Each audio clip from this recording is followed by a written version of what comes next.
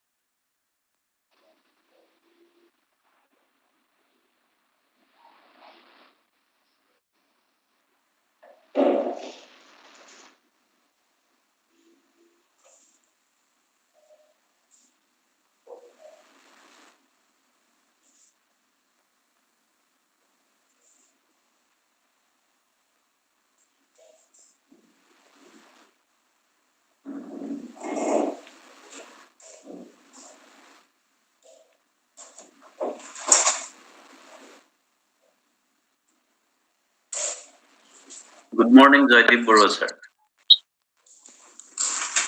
Good morning, good morning. Good morning. Sharma, sir, good morning. Good morning, good morning.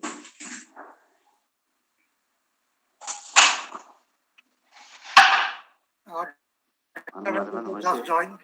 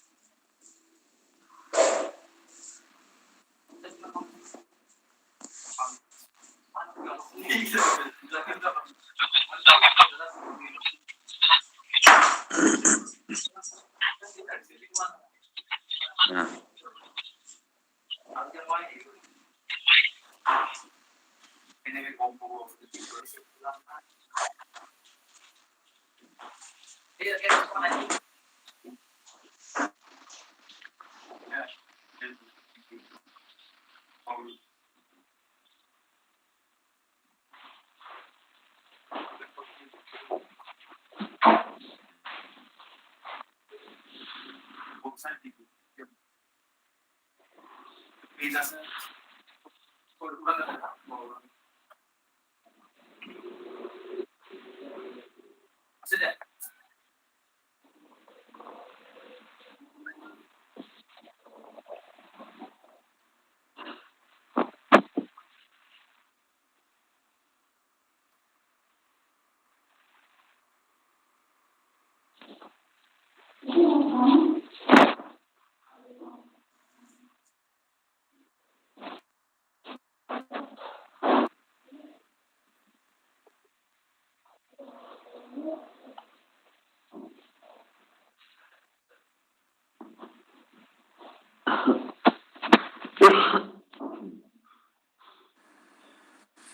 Hello, Barua.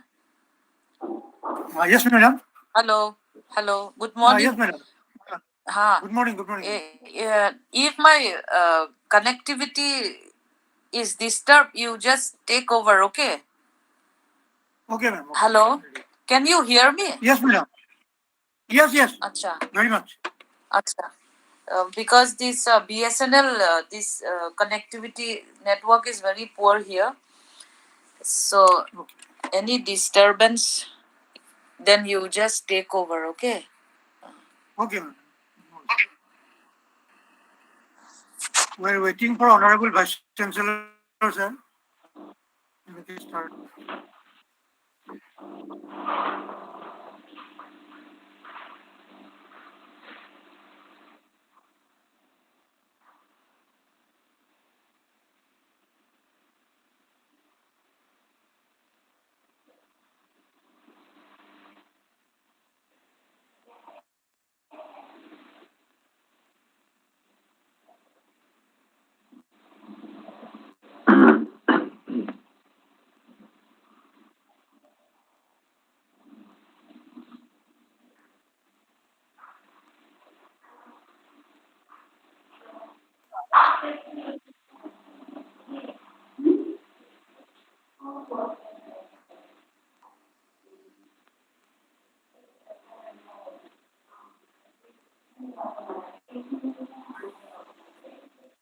Hello, sir. Jadipura, sir. First, Bengal. Can we start? Sir has joined. Sir, Vice Chancellor, sir, join কৰিছে নেকি? কৰিছে, sir.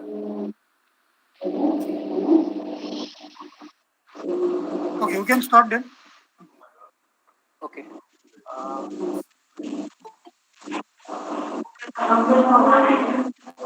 So rest of the people will be joining during the course of time. So we welcome everyone to this event, which is Vigyan Utsav, a part of Azadi Ka Amrit Mahotsav. So now we have all the invitees present here. So I'd like to ask our director, ma'am, Srimati Kimnei Changsan, ASTE Council, to kindly give the welcome address so we can continue with this event. Over to you, ma'am.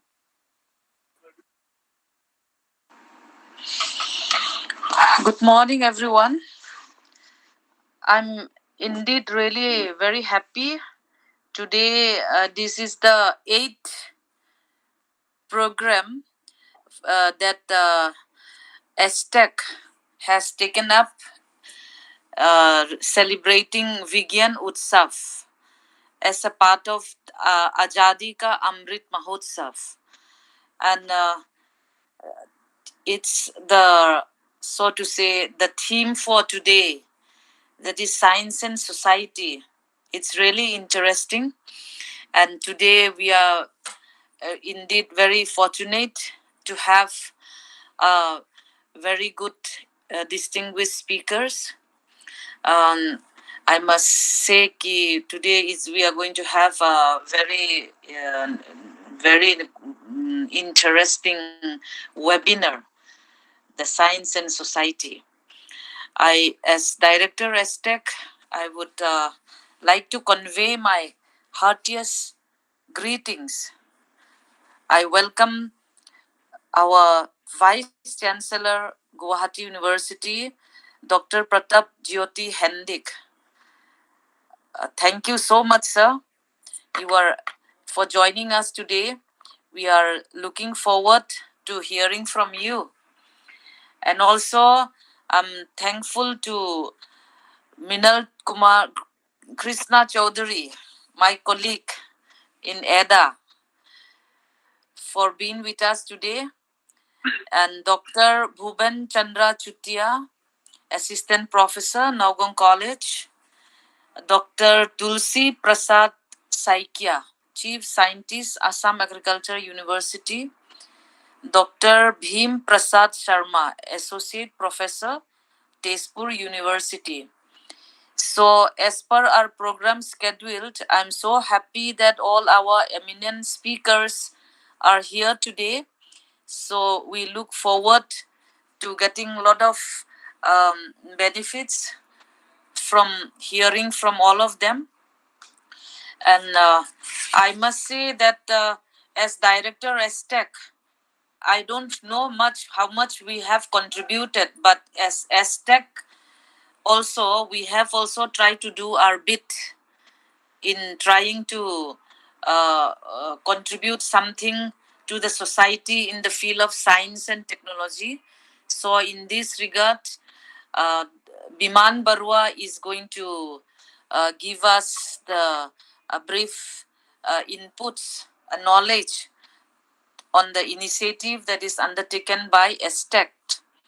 So looking forward, our today's theme, that is science and society. Just a few words from me. We all know that science is one of the most important uh, channels of knowledge. It has a specific role as well as a variety of functions for the benefits of our society, um, creating new knowledge, improving education, increasing the quality of our lives.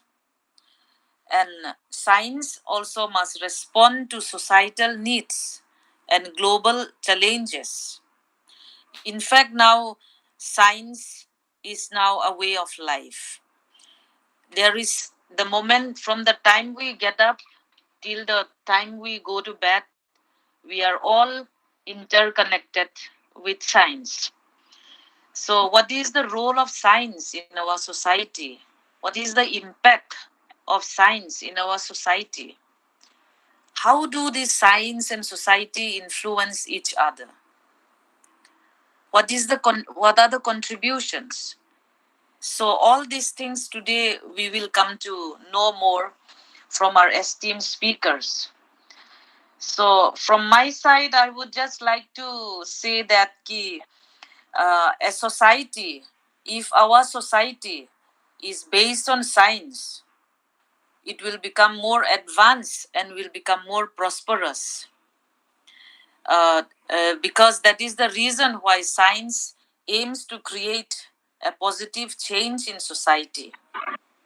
Because science keeps on inventing new things, science keeps on producing an excessive amount of useful things in a shorter period of time.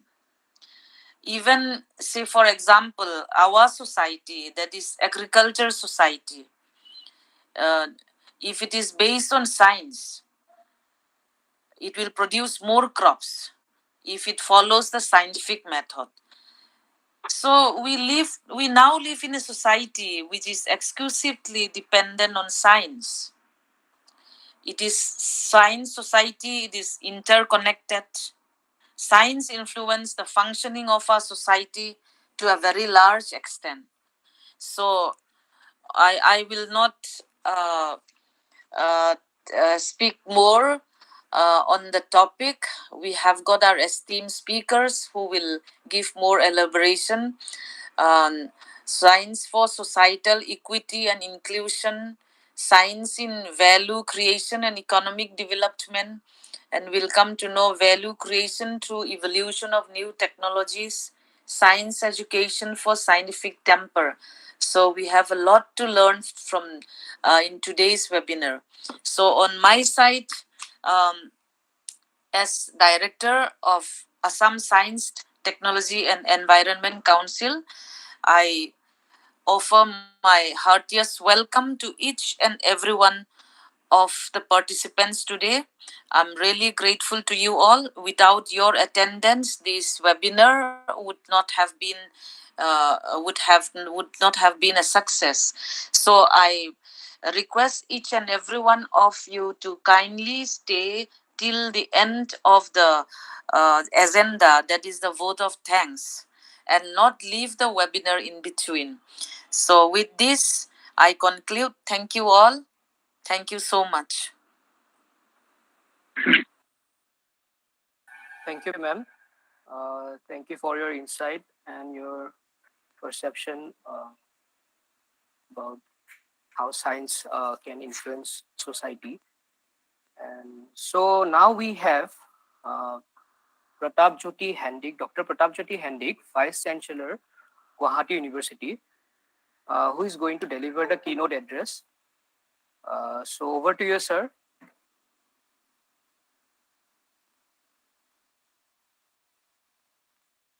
Good morning. Director ASTE, Srimati Changsan, esteemed members of the program implementation group of ASTE, invited speakers, dear participants, ladies and gentlemen. All of you know that the Vigyan Utsav of DST, Government of India, is a part of Azadi Ka Amrit Mahotsav to celebrate and commemorate 75th years of progressive India. For a year-long program, DST has instigated 12 themes of importance under 1 month, 1 theme initiative. The theme for the month of April is Science and Society. I highly appreciate ASTE for organizing and coordinating today's program on Science and Society. I must admit that Assam Science and Technology Council has contributed a lot for the development of science as well as scientific temperament in this state. In this occasion, today, I just want to discuss or give certain points on the brief history of development of science and also the interaction and relations between science and society. We know that the modern science has been growing and progressing for last about 500 years since the days of Galileo, means 1564 to 1642 AD. You know that, hopefully you know that father of modern science was the Galileo, as Albert Einstein called him this way. Until the time of Galileo Galilei, the Earth was thought to be the center of the universe. Galileo's mathematics-based objective observations has changed this perception and ignited one of the foundations of modern science. Now, assessing the progress in science is an intricate philosophical and empirical procedure.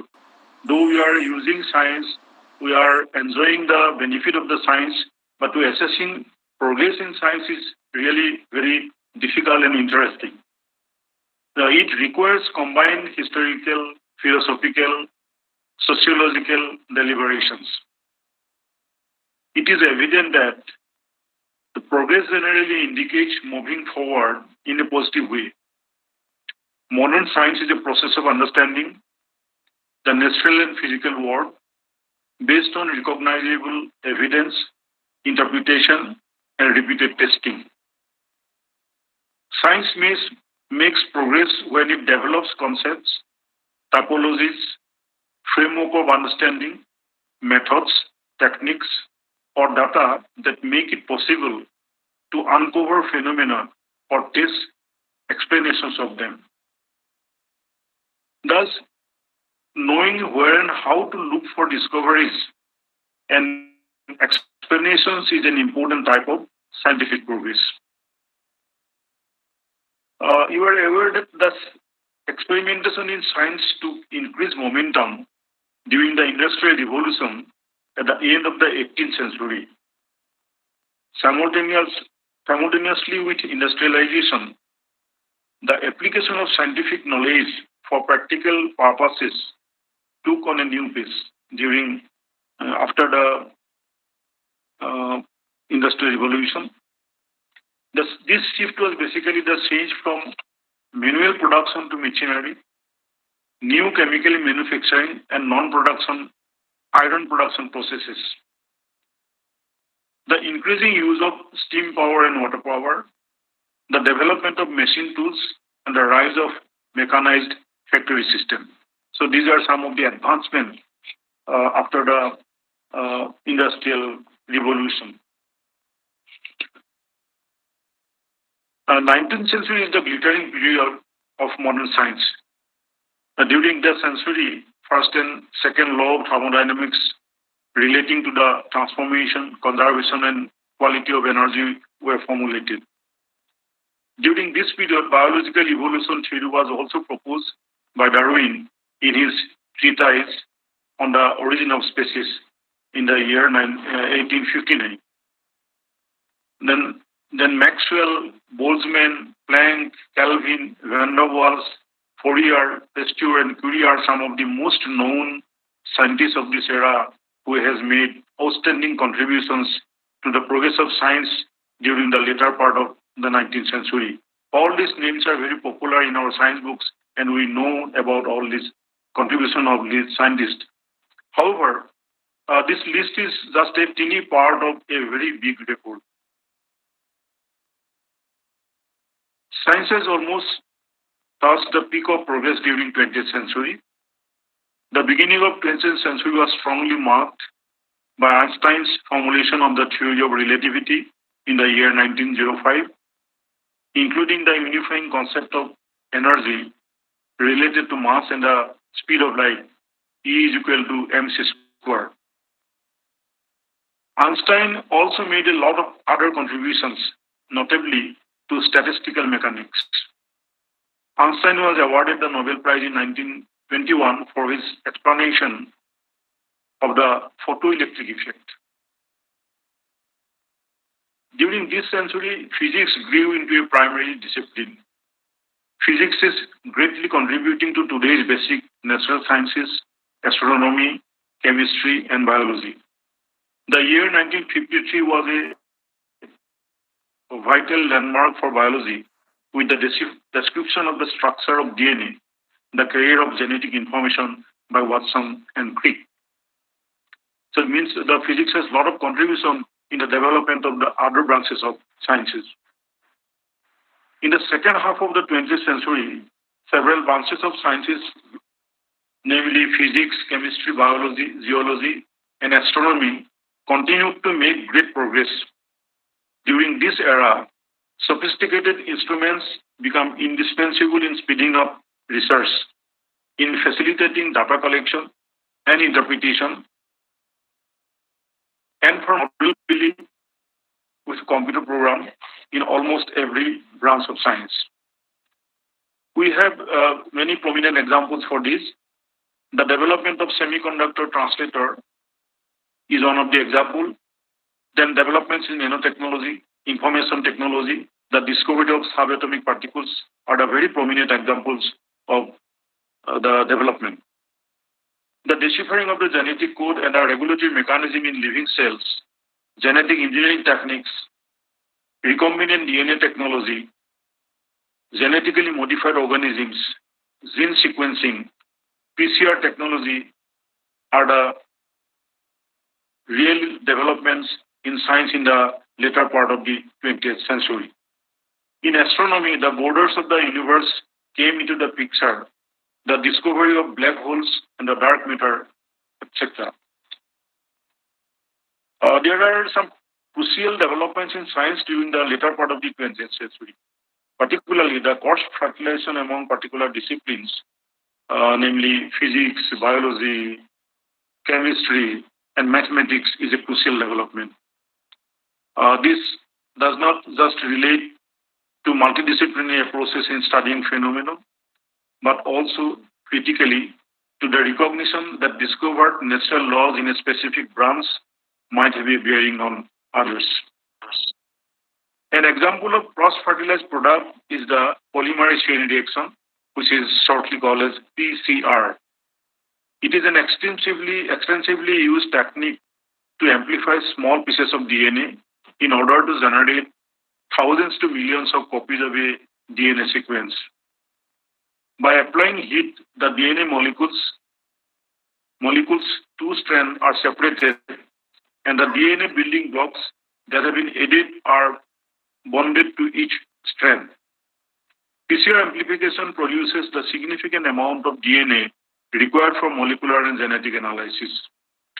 Variations of the technology are available to support PCR testing, which includes thermal cyclers, gradient PCR machines, qPCR or RT-PCR machines, and several other modifications. The polymerase chain reaction technique invented in 1985 by Kerry B. Mullis allowed scientists to make millions of copies of a square sample of DNA.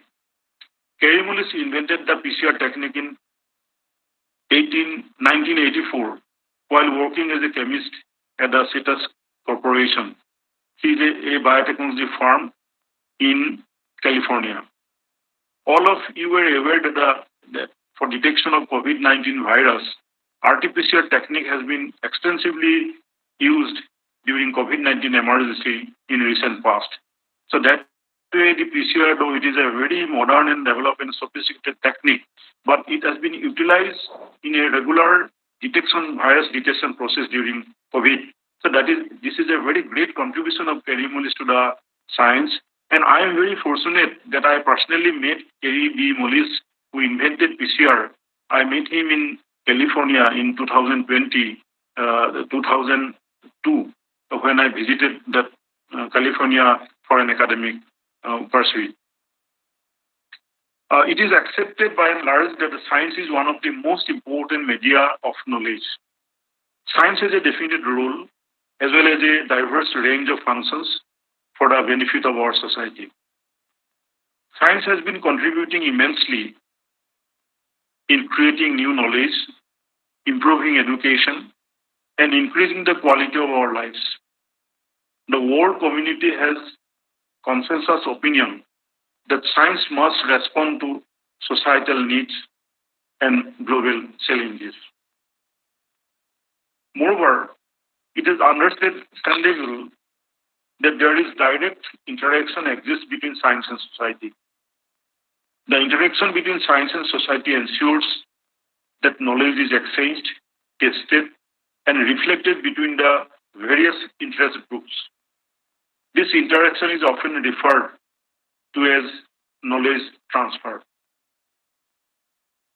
Science impacts society directly by radically changing our means of communication, the way we walk, our food, housing, and clothes, our methods of transportation, and indeed even the span and quality of life itself. Science has generated changes in the moral values and basic philosophies of mankind. So we understand this, and exactly we are influenced by science greatly. The role of science in society is very clear and sensible.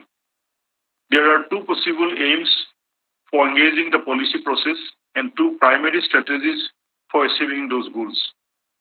The goals are either to improve policies that affect science, that is policy for science, or to improve policies that can benefit from scientific perspective, that is science for policy. So scientists attempt to achieve their goals by either providing information or by championing particular policy outcomes. It has always been a question that why science is important for society. We understand that we live in a knowledge society at present particularly. And what is knowledge? Knowledge is an increasingly important resource in addition to mineral resource, capital, and physical activity. Science contributes significantly to the production of knowledge and thus contributes to the functioning of democracies, drives innovations, and helps countries to be competitive in the global economy. But we must admit that the role of science in a progressively fragmented and digital society, as well as its significance for politics and civil society, needs to be redefined. Science can never offer a universal truth or an objective representation of the world. It can, however, offer methodologically probable interpretations and can question certainties and activate reflections. Science is an important social role and at the same time bears great responsibility precisely when the situation is not clear. So there are many points to be highlighted, but I it can be summarized that the science is the most final and significant product of the human development and civilization. In popular terms, science is defined as the quest and application of knowledge and understanding of the natural and social world following a scientific methodology based on evidence. It is a truth of the time that our individual, social, and political life is fully impacted by science. Without science, the present society is inadequate to survive and grow. However, fine wisdom and human value must be exercised to achieve comfortable balance in the growth and development of science as well as society. I don't elaborate much. With these few words, I thank and appreciate the Assam Science, Technology and Environment Council for giving me this opportunity to express my view. I hope this webinar will be a success. Various experts will give and discuss various important topics related to science and society. I again highly appreciate DST and ASTE for designing this unique way of celebration of Azadi Ka Amrit Mahotsav. Wish you all the best. Joy Hind. Thank you very much. Thank you, Honorable Vice Chancellor, sir. In a very short period of time, you have covered almost the entire development of science and how it is regularly impacting our society for its development, starting from the Galileo to the 20th century's development, 21st century's development, then how a significant innovation and invention can impact our society. The PCR testing is a very important example. How it has become one of the most important weapons in our fight against COVID-19. And nobody perhaps thought when PCR technique was developed that it will be used in 2019, 2021, like anything. So this is the way the science works. Our journey will continue. So the measuring so actually science need not have to be proven because it is impact in the society is always visible. It is obvious. So thank you, Honorable Vice Chancellor, sir. For the knowledge of the participants, I would like to mention that Dr. Pratapjyoti Hendik sir was the architect of Assam biotechnology policy. With his initiative and leadership, the policy was developed and adopted by the government of Assam. Now it is in action. Thank you, sir, once again. Now it is over to Shubhankar to continue the session. Thank you very much. Thank you, sir. Thank you for this, your wisdom and sharing with us all your knowledge. Now we have ER Biman Bora, sir, Scientific Officer, SNE Division, ASTE Council. So over to you, sir. He will give a short presentation about our council.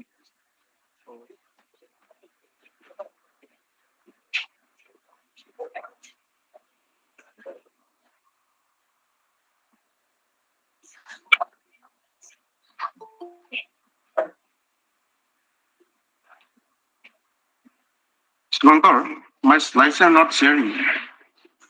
Sir, try the present now. You can see beneath the screen. Present now. You will see there. Yes,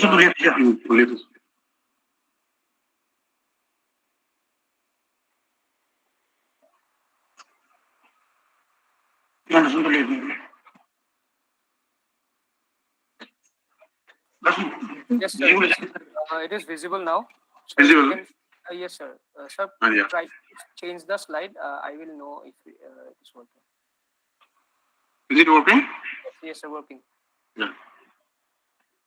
Honorable speakers, dignitaries, and participants. Today, let me talk about the Azadi Ka Amrit Mahotsav, STI ecosystem for Atmanirbhar Bharat, under State Science Technology Program, DST Government of India. Theme of this month is Science and Society. Topic is Science and Society, an initiative by Assam Science Technology and Environment Council. Myself, Changsan, Scientific Officer, Science and Technology Division of ASTE. Now, as all you know, that science generates solutions for everyday life and help us to answer the great mysteries of the universe. It has a specific role as well as variety of functions for benefit of our society, creating new knowledge and improving education, increasing quality of our lives. Science must respond to societal needs and global scenario. Public understandings and engagement with the science and citizens participants, including through the popularization of science, are essential to equip the citizens to make informed personal and professional choices. To face the sustainable development challenges, government and citizens alike must understand the language of science and must become scientifically literate. The challenge today cut across the traditional boundaries of disciplines and stretch across the life cycles of innovation, from the research to the knowledge of development and its application of science, technology, and must drive our pursuit of our more equitable and sustainable development. Now, initiatives taken by the Assam Science Technology and Environment Council, and I'd like to share a few things. First, I would like to say the contribution science in value creation and economic development through innovation technology generation awareness scheme and project-related grant under the DST Government of India. A parallel propelled vehicle to collect and dispose of household solid waste municipal area, which was developed by Dr. Bikramjit Kakoti and Don Bosco University, a useful product considering the ergonomic factors which can overcome day-to-day problems which people are facing during the transportation of urban solid waste. The project has ensured safe and hygienic mode of carrying municipal waste from the residence to nearest waste collection point. It has also reduced the human efforts with the help of ergonomically designed and pedal-propelled pollution-free vehicle. And another is a standardized technology to produce good quality of durable natural dye. This technology has developed by Sri Sandan Keshav, an innovator of Kamrup district. And the idea of natural dye has become very popular among the producers, buyers, sellers, etc. Many products developed by using this process has been commercialized. It has been given niche of moment of production of uses of natural dye. Also, new opportunities have opened up the expansion of the activities which may help rural economic growth as a people may go for cultivation of natural dye in commercial way. Dye is prepared from fruits and plants and prepared a standard database for this. And this natural dye is very useful for Muga silk of Assam, which enhance the quality of Muga silk. And another product developed by an innovator, that is a portable thermoelectric generator, a Firelite. Firelite is a portable and reliable and durable thermoelectric generator made of high-grade aluminum and copper, specially designed for impacting the lives of people living in the grid-deprived areas as well as unreliable grid-covered areas of hilly region. As many of the households in the hilly region, basically in Karbi Anglong and Dima Hasao, use firewood for cooking purpose, they can generate their own share of electricity while cooking using this device. Using this device, the people can able to light 3 numbers of 2-watt capacity of LED bulb. Another program Council has taken for drive against superstition among the common mass. The name is Rise Mel. An initiative under the scheme Sanskar Manuhe Manuhe started its campaign Rise Mel in various parts of Assam through Aizabato Science Center in block level, with the primary objective of the spread awareness, basically snake bite, social awareness against superstition, witchcraft practices in our society. And most of the regional programs were started from school, college to common places in the marketplace like that. The women health related to the use of sanitary pads, periodic pregnancy checkup, sanitation, balanced diet, etc. were also pointed out in the villages. And media covers such as newspaper and photographs were also indulged for future references. And these are some of the photographs organized in different places of the Assam, where the rice mill was organized. The establishment of Science Center cum Planetarium. This project basically aims to establish planetarium from Science Park at basically Kokrajhar, Nalbari, and North Lakhimpur for scientific display and demonstration to instill the scientific spirit and temperament amongst the common people. Through this demonstration of active model and displays, the center will try to attract the people so that they receive much required knowledge on the scientific development of modern world. The state government has also planned to construct 6 more planetarium across the state, further increase the enthusiasm towards astronomy and other related subjects. This center will cater the spread scientific temper in the region, hands-on activities, scientific displays, shows awareness programs. Beside others will be the focal activities of this planetarium. 6 places already been identified. These are the photographs of the planetarium, Nalbari districts and Lakhimpur districts of the planetarium. The construction is going on. Another is the Science and Technology Department and ASTE has taken initiative to establishment of District Science Center. The District Science Center will be set up in 23 districts headquarters where there is no planetarium and science centers, as well as where works related construction of planetarium science centers are in progress. The centers will also lay in Baska, Sirang, Gwalpara, South Salma, Karbi Anglong, Dima Hasao, Hailakandi, Karimganj, Sibsagar, Tinsukia, Dibrugarh, Dhemaji, Dorong, Biswanath, Saraidu, Dhubri, Nagaon, Morigaon, Huzai, Udalguri, Golaghat, Borpeta, Sunitpur, and Bongaigaon. Another program council has taken initiative for the unemployment youth, that is training cum production center for LED bulbs. First training program was organized for Guwahati Central Jail. This is based on Central Jail as a source of revenue generation among the inmates. Similar center being also explored for setting up at block level of the state through Ajabato Science Center. And the same program was organized in LED fabrication and testing program and for unemployed youth in Difu, Karbi Anglong. And the program was very successful. And it is the program was supported with the technical support of Guwahati University, basically Department of UC. And some other important program organized by the council that is the Importance Day, that is National Mathematics Day, National Technology Day, National Science Day, World Environment Day, and Ozone Day, World Wetland Day, Earth Day, International Day of Yoga, to inculcate the scientific temper among the common mass. The Assam Science Festival, the council has taken a big venture that this Assam Science Festival is an initiative of the Science and Technology Department and ASTE, where the large number of grassroots level innovators and R&D organization, SSTP-based institution, and the scientific community, entrepreneurs have participated in the program. Now already two editions of Assam Science Festival have been organized since 2017.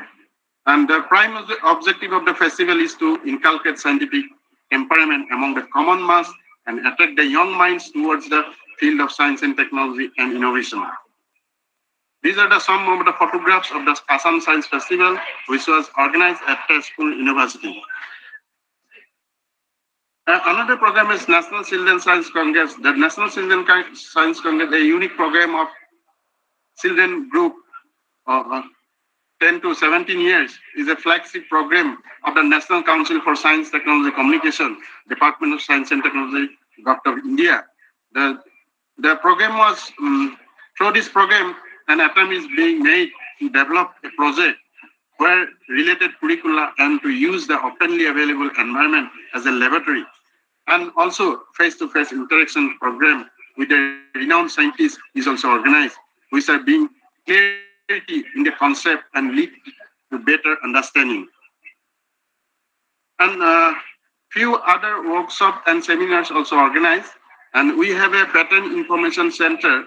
And through this patent information center, we have organized intellectual property workshops, seminars, and one of such photographs shown here, we have IPR camp organized in authorized users, basically GI for Muga Silk of Assam at Dibrugarh, and also one fundamental course for IPR and technology management has been designed for NIPAR Guwahati. The National Green Crops, this National Green Crops is a major initiative from Ministry of Environment, Forest and Climate Change for creating environmental awareness among the students and masses through eco clubs, set up schools in colleges. The implemented in the Assam Science Technology Environment Council since its inception from 2001 to 2002.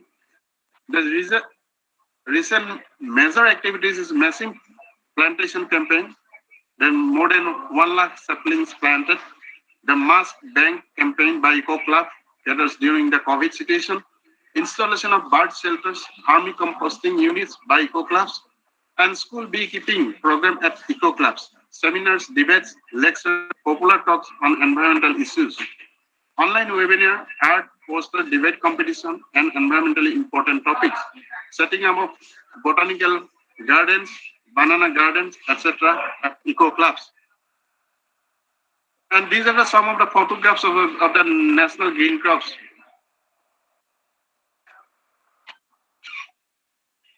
And another, the state climate cell, the climate cell set up in the council premises is required to formulate the policies and action plan, prioritize research activities and action in the subject of weather and climate. To handle the emerging situation, we need to generate proper understanding and awareness about the weather and the climate. The factors that causing the changes of the weather, keeping in local context in view. The climate cell is equipped with experts and networking facilities with various stakeholders, departments, education institutions, central government agencies, and research laboratories, etc. The center is being formulating actions while implementing the National Action Plan on Climate Change, formulated by Government of India. In addition, the climate cell is monitoring with the host institution where automatic weather systems have been set up. These are the few initiatives has been taken by the council. Thank you. Over to Subhankar. Thank you, Borwa sir, for showing some of the activities of the council to instill science in our society. So now we have Shri Mrinal Krishna Chaudhary sir, Director, Assam Energy Development Agency. So over to you, sir.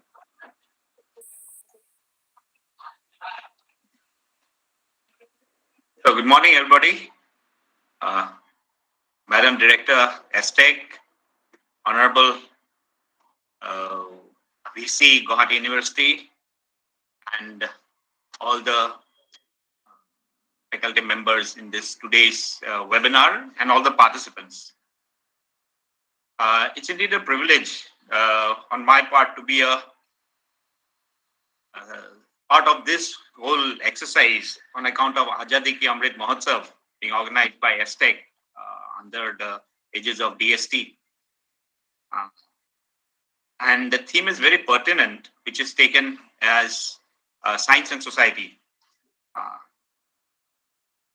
So I I basically belong to Assam Energy Development Agency, which is the nodal agency for the Ministry of New and Renewable Energy, Government of India. Basically, we execute projects related to renewable energy, energy conservation, and all those sorts. And I just have a presentation on basically the photographs of what are the works we do. Can I share it? Yes, sir.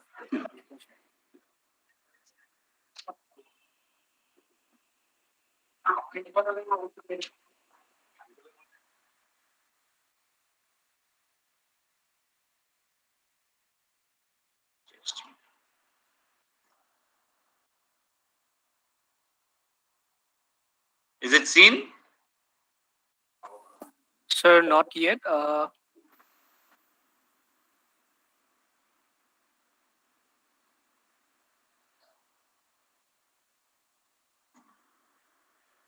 It's not seen. No, sir. Just. Okay, sir. No problem. Turn. Hey, Rijuk mati diya na.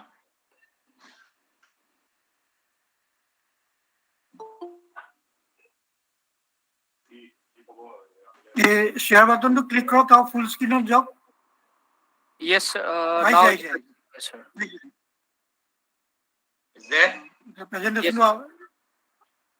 The presentation to click on. Yes. Yes, sir. Yeah. Can you see it? Yes, full screen. Yeah. So, the topic which has been given to me is science for societal equity and inclusion. Whatever we do as a part of the renewable energy exercise for the state of Assam as well as for the northeastern region is directly connected to the societal benefit of different inventions or different activities which has been done in the field of renewable energy or related sectors. But for whom are we doing these? So it is for the mankind. It is for the entire humanity. So it is for the entire state. So these are the people who actually reap the harvest of different activities or different scientific development which takes place in the field of renewable energy through us or through agencies like us who cater to delivering whatever the schemes we have with different type of technologies. Because you see, the topic which has been chosen, science for society, say it is very pertinent to the holistic development of mankind as well as the sustainable development which is happening throughout. Say, the globe, the earth is limited, it is finite, and whatever resources within that, it is finite. The fossil fuel which we have, the petroleum reserve which we have, all these are finite. But as you've seen in the earlier picture, the human population is growing each and every day. And these are the people who are dependent on the resources which is within this entire globe. So that's why we now have to devise systems or any activity which is sustainable, which might be an alternative to the limited resources which we have. So that's why it has to be a holistic development which needs to take place on account of the human development, taking into account of different resources which we have. Say, let us begin with the aspects. What we have been doing, we have been trying to popularize solar technology in the field. So what is solar technology? It is a semiconductor device, say solar photovoltaics, it is a semiconductor device which is an invention of science. Whenever the sunlight falls on these devices, it generates electricity. And that electricity, we can either store or we can directly use it. Say, for instance, in this picture which you see, the sunlight is falling on a solar panel. That amount of energy is stored in a battery. And at the evening, whenever we need, we use it. So this is one of the fundamental application which has found its use length and breadth of the country, or length and breadth of the globe, you can say. where there is no perennial availability of conventional power. So it has become very, very popular. This is only the gift of science. So these are few of those snapshots which we have.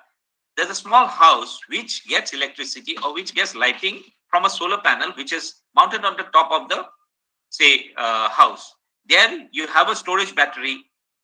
That's the benefit of science. So we have a storage battery, we have the lights, and this is a decentralized use of renewable energy application. So this is the basic fundamental system. We have the solar panel over here. You have a charge controller, you have the battery and the lights. This is one of the systems which has become very, very popular in the rural areas, which is not connected to the grid. So these are the areas in the state. We have a project called Remote Village Electrification. These type of systems which we have given to about almost 38,000 households throughout the length and breadth of the state, and they are very, very privileged to have the benefit of these small home lighting systems where there were no electricity at that point of time. Now into many areas, conventional electricity has reached. So these are few of those pictures which you can see. So this picture is a very interesting picture. So where a person which is there at the back, he got this system, but his requirement was something else. So that was a little bit of innovative person. So what he did, from that battery, he had a device from which you could charge about 10 to 15 mobile handsets. And since it's in a very remote area, so that person catered to the requirement of the mobile charging for that community through a small home lighting system, which he modified to this centralized mobile charging unit. So these are these are some type of innovations, as Biman had already had shown earlier. Thank you. So those type of innovations which they take place. So this is one of those innovations which that person had been doing, and so those type of small home lighting system used to benefit these rural women. They have a light at the top of the veranda. So during the evening, these women, they have these hand looms on their veranda. In the evening, when they have spare time, they use the solar light for weaving purpose, and that adds on to the rural economy of the household as well as the village. So this is another very interesting snapshot. I had been to a place called Amarpur in Hodia, and we had stayed in that small house. You can see in the morning I came out and I've seen this structure. So I tried to find out what is this structure. Then the person he told me that this is a cinema hall. So there at the end, you can see a small TV which runs on this solar panel and has a battery. And that person was running a cinema hall using this invention of science, that solar panel. And he had a show, that Mahabharat CD he used to show them at 7 o'clock evening and charging him 5 rupees. So these are small things which makes really a dent on the rural economy as well as the livelihood of those rural people, as well as the lifestyle of those rural people. Another small project which we did, this is in a place called Lohargarh. This person is a rural entrepreneur. He was given about 6 solar panels under a project by Terry and about 40 lanterns. This person used to charge these lanterns and give it on rent. And these, children, they used to take it in the evening, use it and bring it back in the morning for charging. This is under a project called Lighting a Billion Lives program, a solar lantern charging unit. This person used to earn about 10 rupees if he gives it to a commercial unit or a shop, 5 rupees to a household, and 3 rupees or 2 rupees from students. And this is the picture which we took when we visited this place in the morning. The same home lighting system benefits our rural households, and it benefits this small kid who is studying with that solar light along with his sister in a very remote area where there is no electricity. That is the boon of science. That is the boon of solar electricity. So these are so very prized possession of these people. So this is a picture during a flood. So this person you see, he is carrying along with him his prized possession, that is the solar home lighting system. So wherever he goes, because his house is inundated in flood water, so he has to get settled somewhere where the people are being provided relief, and he is there with this as his prized possession, the belongings which he has taken, and this is the top priority thing which he has taken. So this is the amount of contribution which science has given to these rural people. Same here.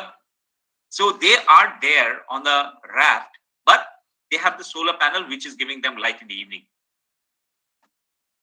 Small devices using a solar panel, a micro pump, can do wonders in the rural economy. Say, for instance, he has a micro pump and does a little bit of cultivation, grows vegetables, sells into the market, and he can earn his livelihood from there. So it can make a person in a rural, say, landscape self-independent, a very small micro pump.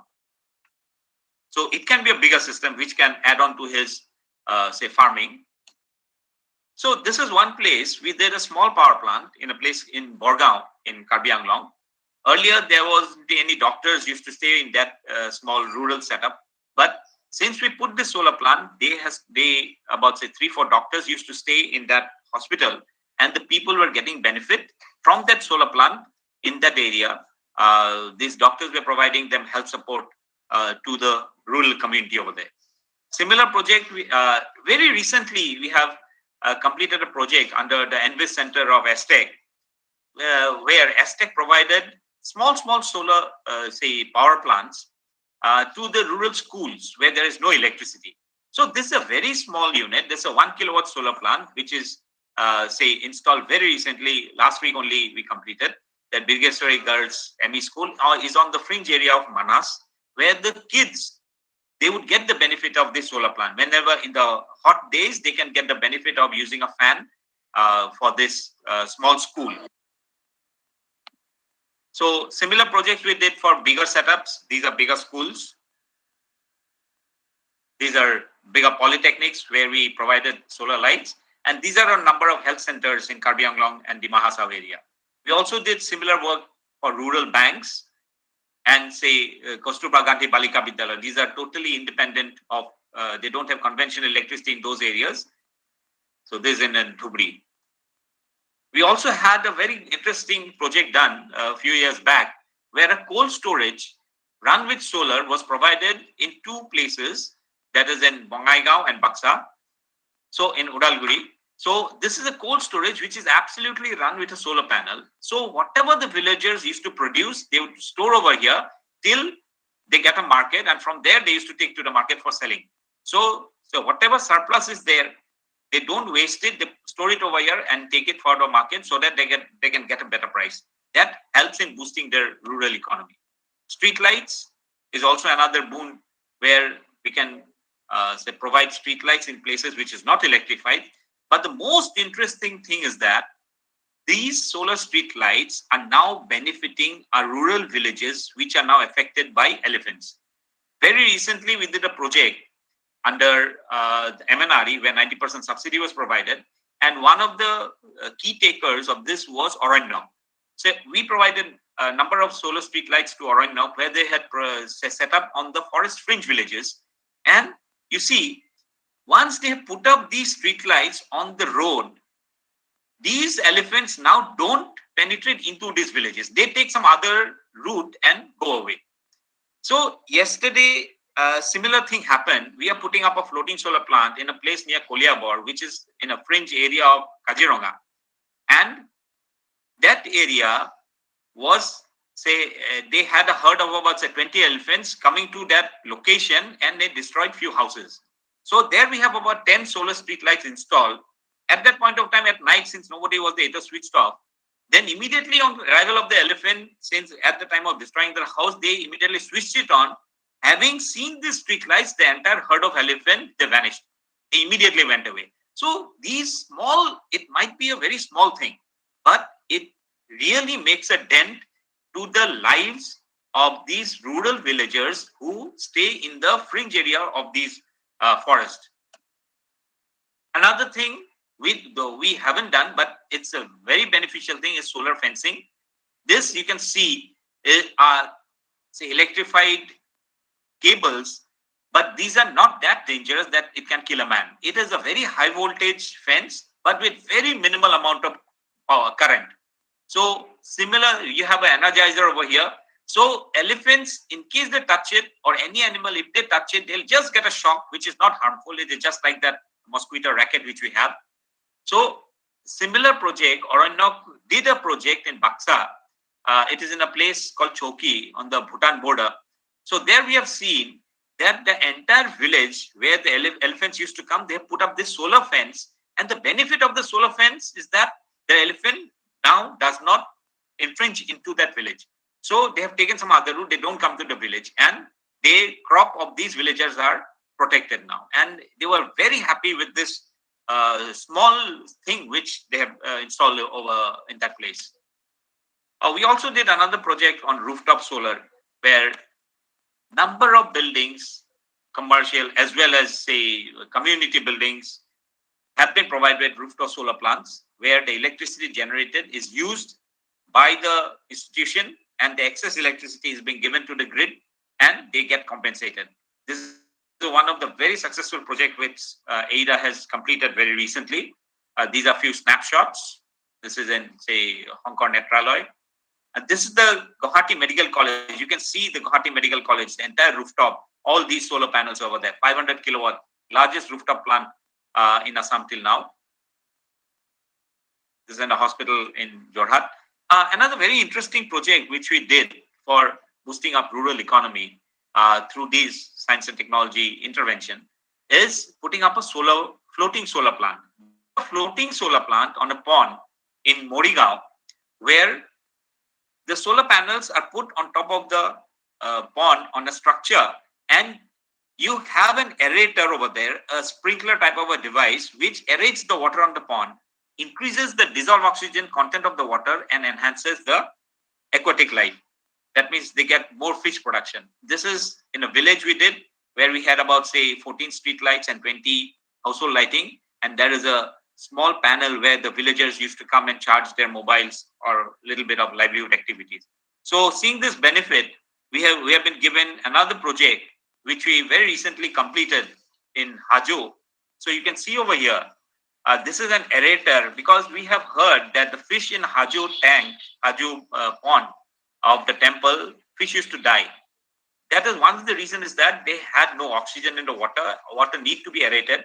So this is a device which will aerate the water. At the same time, it will provide lighting to the periphery of that Hajo pond. So we have recently completed about 6 of these. Another 3 of these are under installation. So this is another very interesting say picture. See, during flood, how will the people cook? So you can see over here, the woman, she is cooking on a self-made device. But recently, through the Envis Center, as well as earlier we did it through disaster management, we had provided a fuel-efficient cook stove where less amount of firewood is necessary, and it's very handy, it's very portable. So they can use it in this type of, say, time.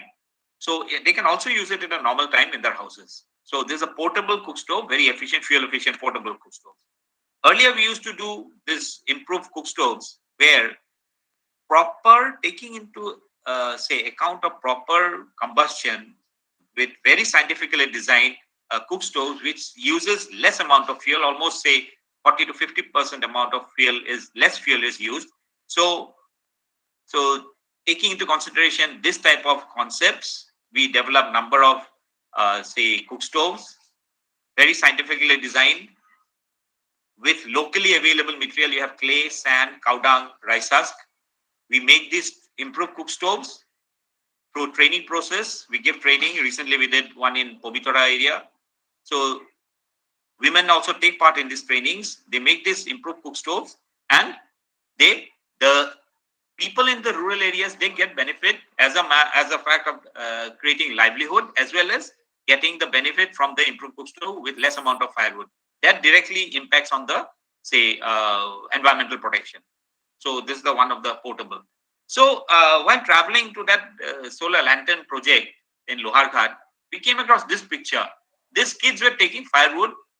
Then we just stopped and asked them, where are you going? They told, no, Saraji bhat banabo, khori nibo pothiaise. Then it just struck us. So then we thought, why not we make something for the schools?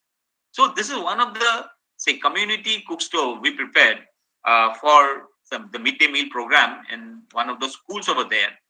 And so this is the school. We did it through Colport Room. There's an organization there. So it was found to be very, very effective.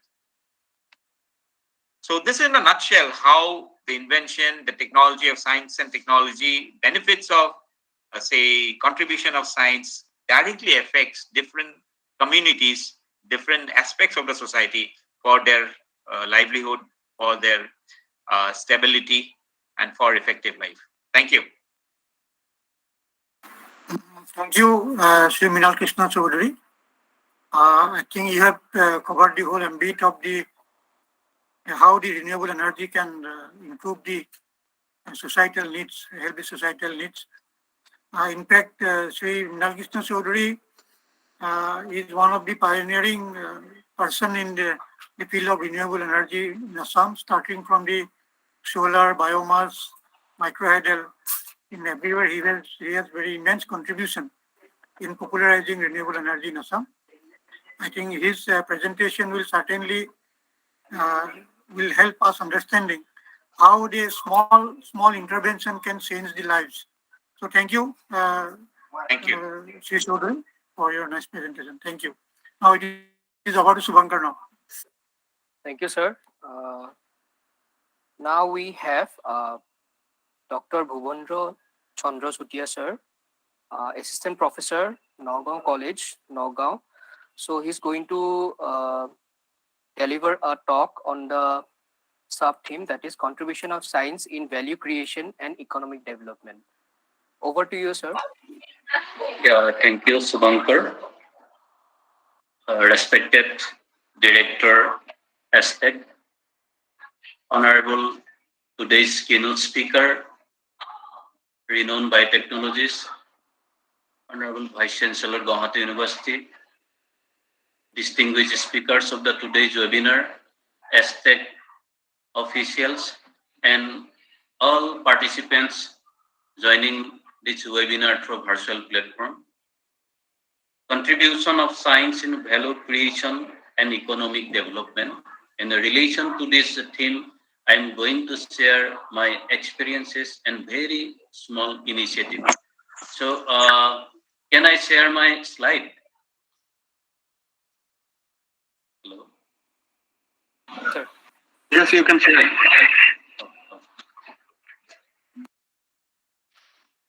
Just a minute. Okay.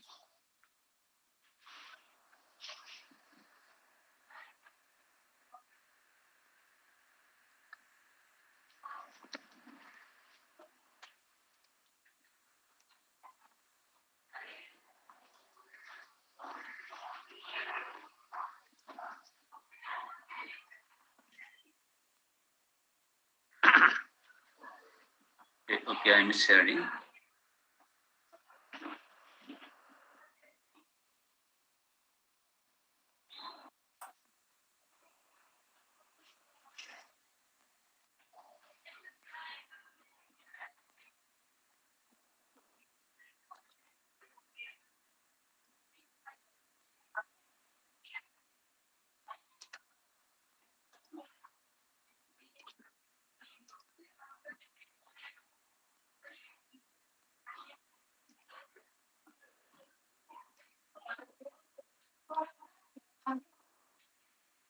Is it visible?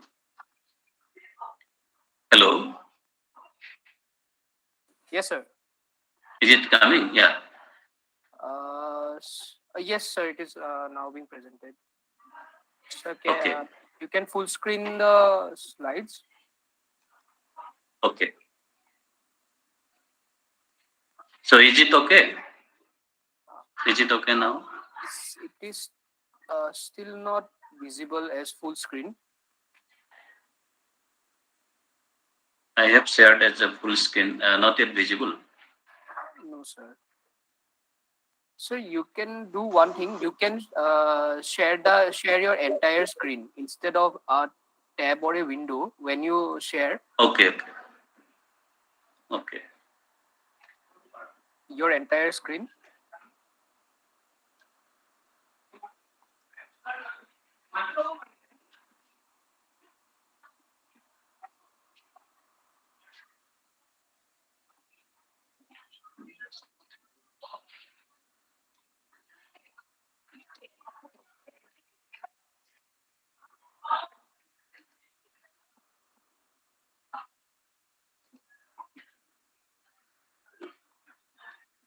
So entire screen is not showing. When you try to when you click the press now button, you will get three options: your entire screen, a window, and a tab. Okay, tab So 2 is okay. you are not seeing the entire screen. Yeah, entire screen I have seen, but You try to click that. yes, but it is not showing my entire screen, computer screen. It is showing only that. Okay, just a minute. Okay. So no, not yet. Not showing my computer screen. It's showing only that Google Meet screen only. Okay, no, you can you can. So it is not being presented, right? Yes. So you can do one thing. You can mail me the presentation. I'll upload. Or can I share other way? Like I have to open the my PPT first, then, but it will not in full screen mode. Okay. So you can try that. I will look into it. Sir, can you please do that? Like. Or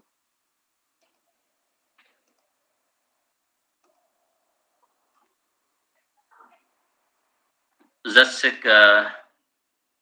Is it visible? it is visible, but full screen is we can't see the full screen actually. That is the okay. Yeah, you can now. Okay. I can see your mouse pointer.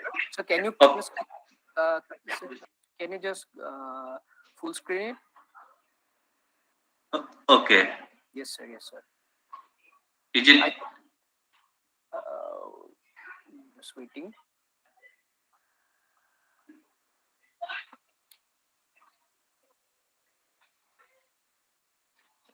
I have shared full screen, but not yet visible or what?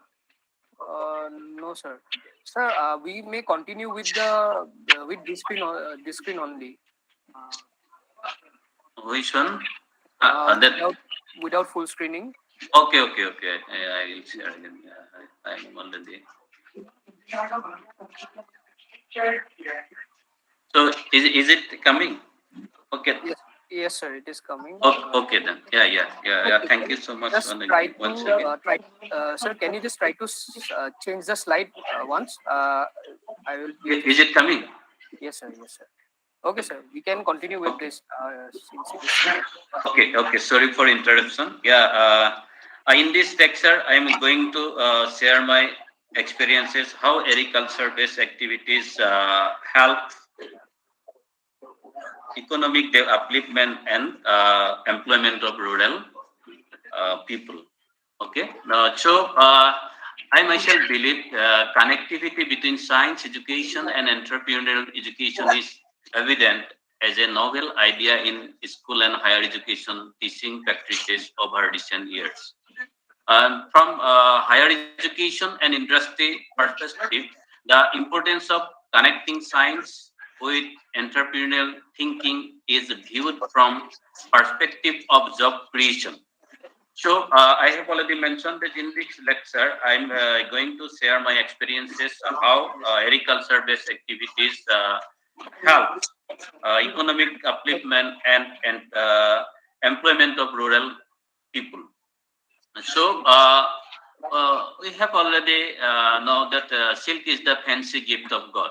So sericulture, if we're talking about sericulture or silk farming is the commercial rearing of sericogenous, that means silk producing insect and their host plants for production of silk.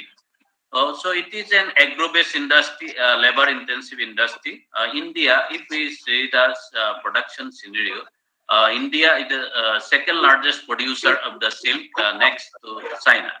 So provides direct employment to about 35 million people. If we see the silk varieties, we have four major varieties of silk. We have mulberry, Tussar we have temperate and tropical tussar, muga and eri. For production of silk, natural silk over the world. And beauty is there in northeastern region of India. We have four varieties of silk. So sericulture as a multidisciplinary subject. Here we have students also. If we go for the sericulture in details, sericulture is a multidisciplinary subject. If we're talking about the insect itself, then it involves zoology, then host plants, we have botany. Like this, biochemistry, biotechnology, genetics, and microbiology. So sericulture is a multidisciplinary subject. So multi-purpose use of sericulture also, if from host plants, fruits, root, bark, fuel, wood, even pupa also, pupa, oil, pupal cake, silkworm litter, biogas, vermicomposting, etc. So now we are talking about the agriculture. So uses of silk of Samia species is the embedded with the cultural heritage of people of northeastern region of India. So agriculture, rearing of silkworm, eri silkworm, and harvesting of cocoons and spinning as well as weaving has been an integral part of rural economic activities, especially of the rural women in Assam. If we see the history, the name eri derives from the Assamese word era, which means the castor oil plants, primary food plants of this worm. According to some authors, the word eri comes from the word iranda, an ancient Sanskrit word name for castor plant. The history of agriculture is not known. It is believed to have originated in India. The inhabitants of northeastern region of India, northeastern India, especially northeastern states, practice agriculture from in time memory. So if we see the eri, scientific name Samia ricini. All over the world, we have 19 species of eri silkworm. Out of these, Samia ricini is domesticated. Besides castor food plants, we have 10 more food plants are so far recorded and reported. And the primary food plants or main food plants, we can see castor, keseru, and tapioca. This is the basic about the agriculture.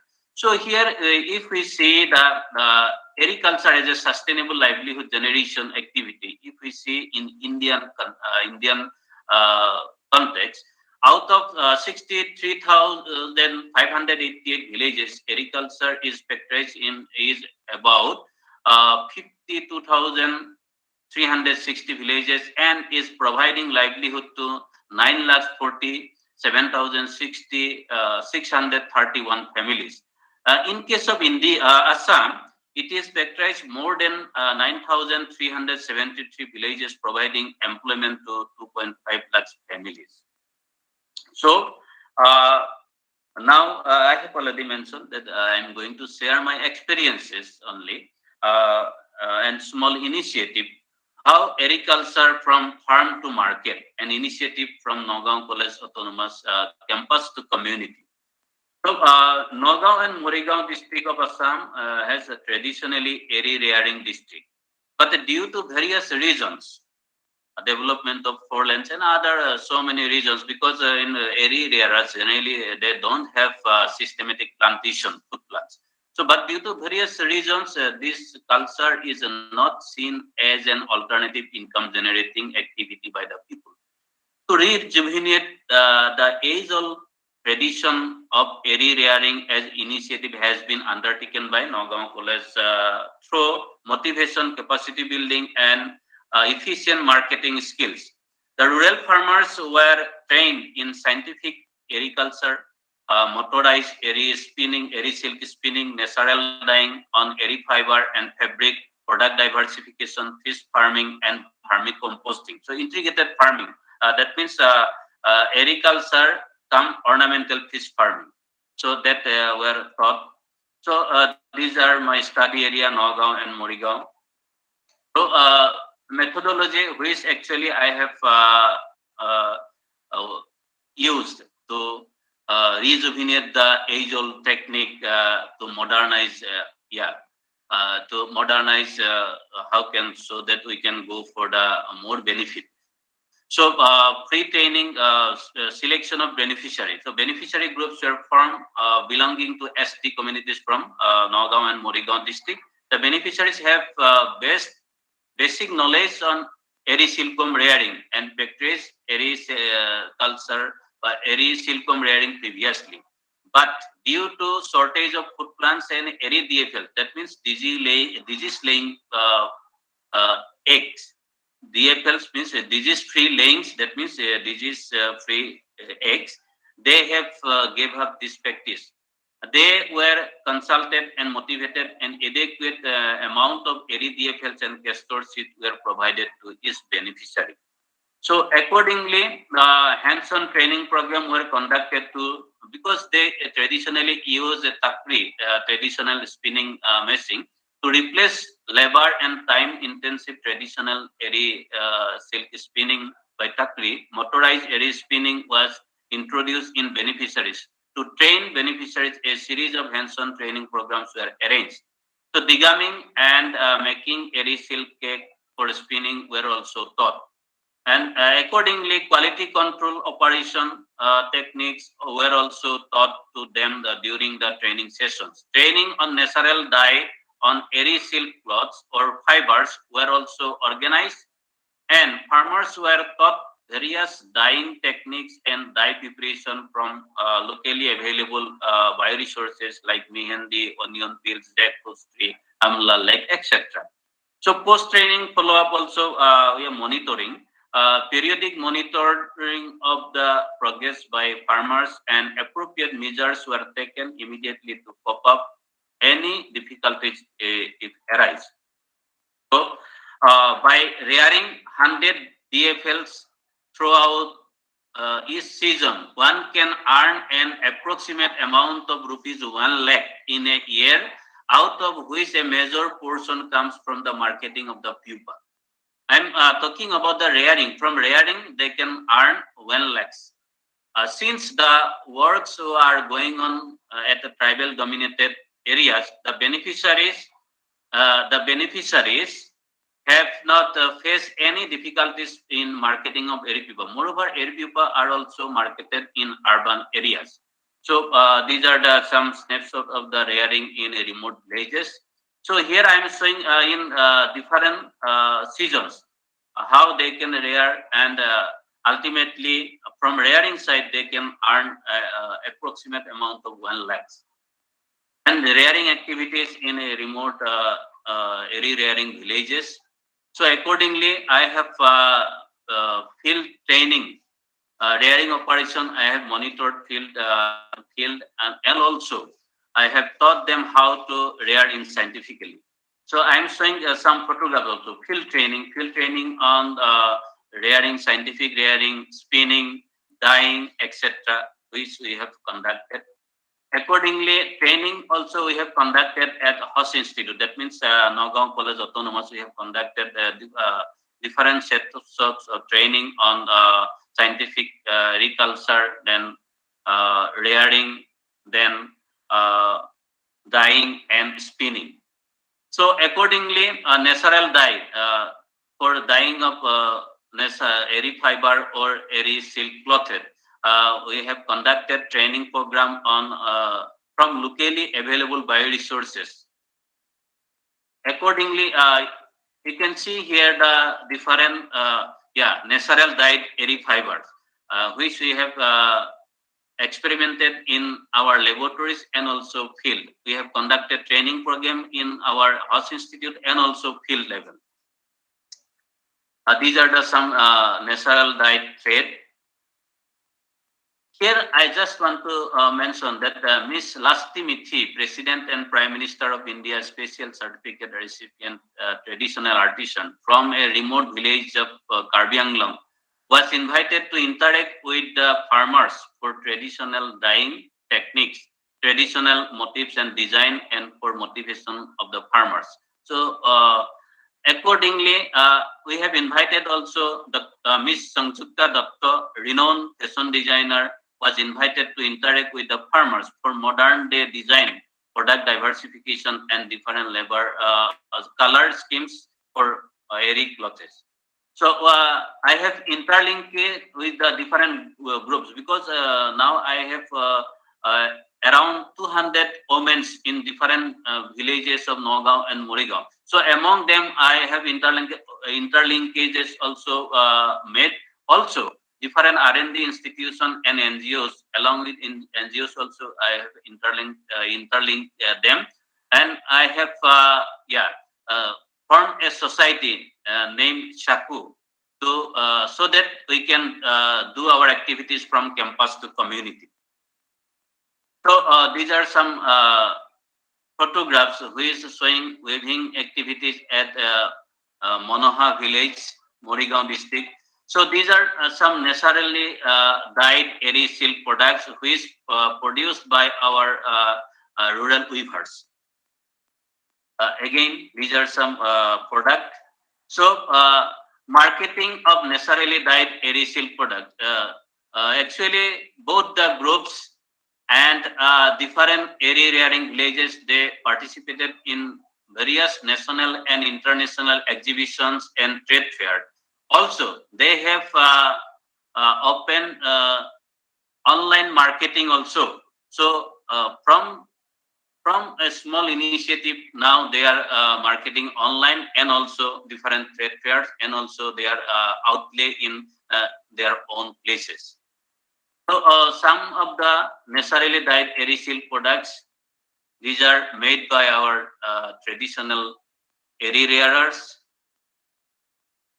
These are others, some natural dyed airy silk product.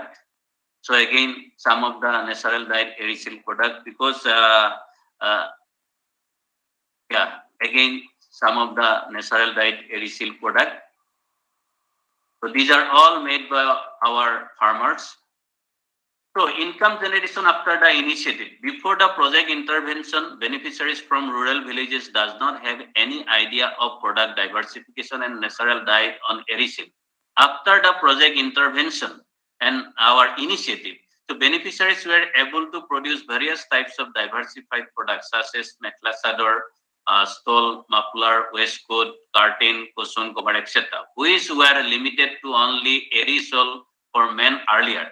From these diversified products, they were able to grab a good market in district fairs and handloom exhibition. A approximate price list of the product were given below. Suppose airy muffler 600 to 1100, like this. So these are some snapshots which I have covered across the Assam, interviewed in different communities about their traditional knowledge on natural dye and airy silk rearing, airy silk production, and airy rearing, airy silkworm rearing. So just last, I am going to share a story. Monoha village, an example of income generation through scientific intervention in agriculture. So after using natural dye on airy silk fibers, weavers able to produce various types of diversified products such as mekla chador, stole, muffler, cushion cover, etc., which were limited only, I have mentioned that airy shawl for men earlier. From this diversified product, they were able to grab good markets in handloom exhibition, national and international trade fair. And yeah, so that's all about briefly my initiative and my experiences along with this topic, contribution of science in value creation and economic development. So thank you so much for giving me this opportunity. Yeah. Thank you. Thank you, Dr. Setia. So you have shown how these small interventions can transform the society, how we can strengthen the society. I thank you and also the Nagaon College for for your continuous initiative for this type of activities. Dr. Sutia is also a very active member of Assam Science Society. So Assam Thank you so much, Science sir. Society also, they are taking a lot of initiative in popularizing science among masses. So thank you once again. Now it is over to Shubhankar to continue the process. Thank you so much, sir. Thank you, Bhuvan Chandra Chutia sir and Joydeep Bura sir. So now we have Dr. Tulsi Prasad Soikia, Chief Scientist, Assam Agriculture University. He is going to deliver a talk on the sub-theme Value Creation Through the Evolution of New Technologies. So, yeah, thank you, Mr. Subhankar. Am I audible to you? Yes, sir, you're audible. Yeah. So, very good afternoon to all the participants. Honorable Vice Chancellor, Guwahati University, respected Director, Assam Energy Development Authority, scientific officials from ASTE and all the participants, also my other co-presenters, Dr. Sutia, Dr. Sharma. I've been knowing Dr. Sutia because since long I had met him several times. Anyway, so my topic for today's deliberation is on value creation through evolution of new technologies. So, Mr. Subhankar, is it visible to you all, or it is not visible? Then you can share from there itself. Yes, sir. Can you try to share it? Yes, I'm just trying to share, but I've already sent to you the presentation. Yes, yes. You sir. can try from there also. Okay, sir. If it is not being presented from your end, we will do it.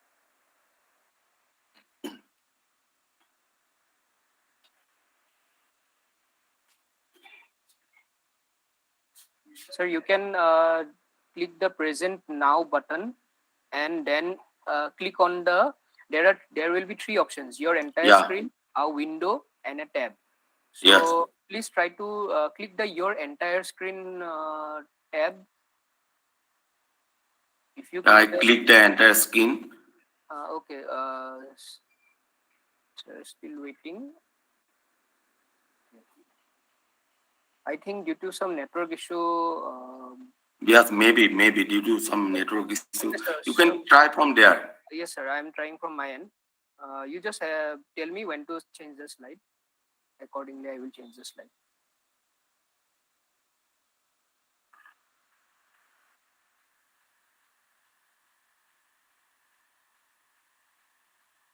Yeah, it's coming. Yes. Yes, yes, sir. Thank you, Subhankar, helping me from ASTE headquarters. So this is my topic for today's deliberation is value creation through evolution and or through intervention of new technologies.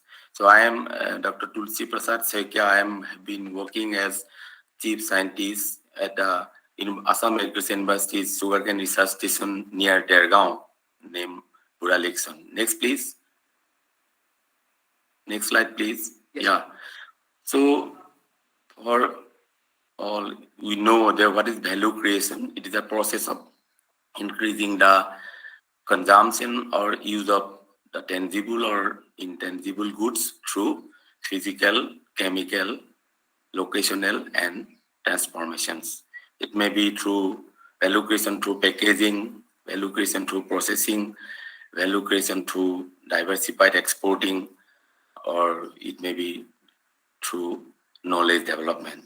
So, for example, farmers growing or harvesting crops, product diversification, that means value addition of different finished harvested products.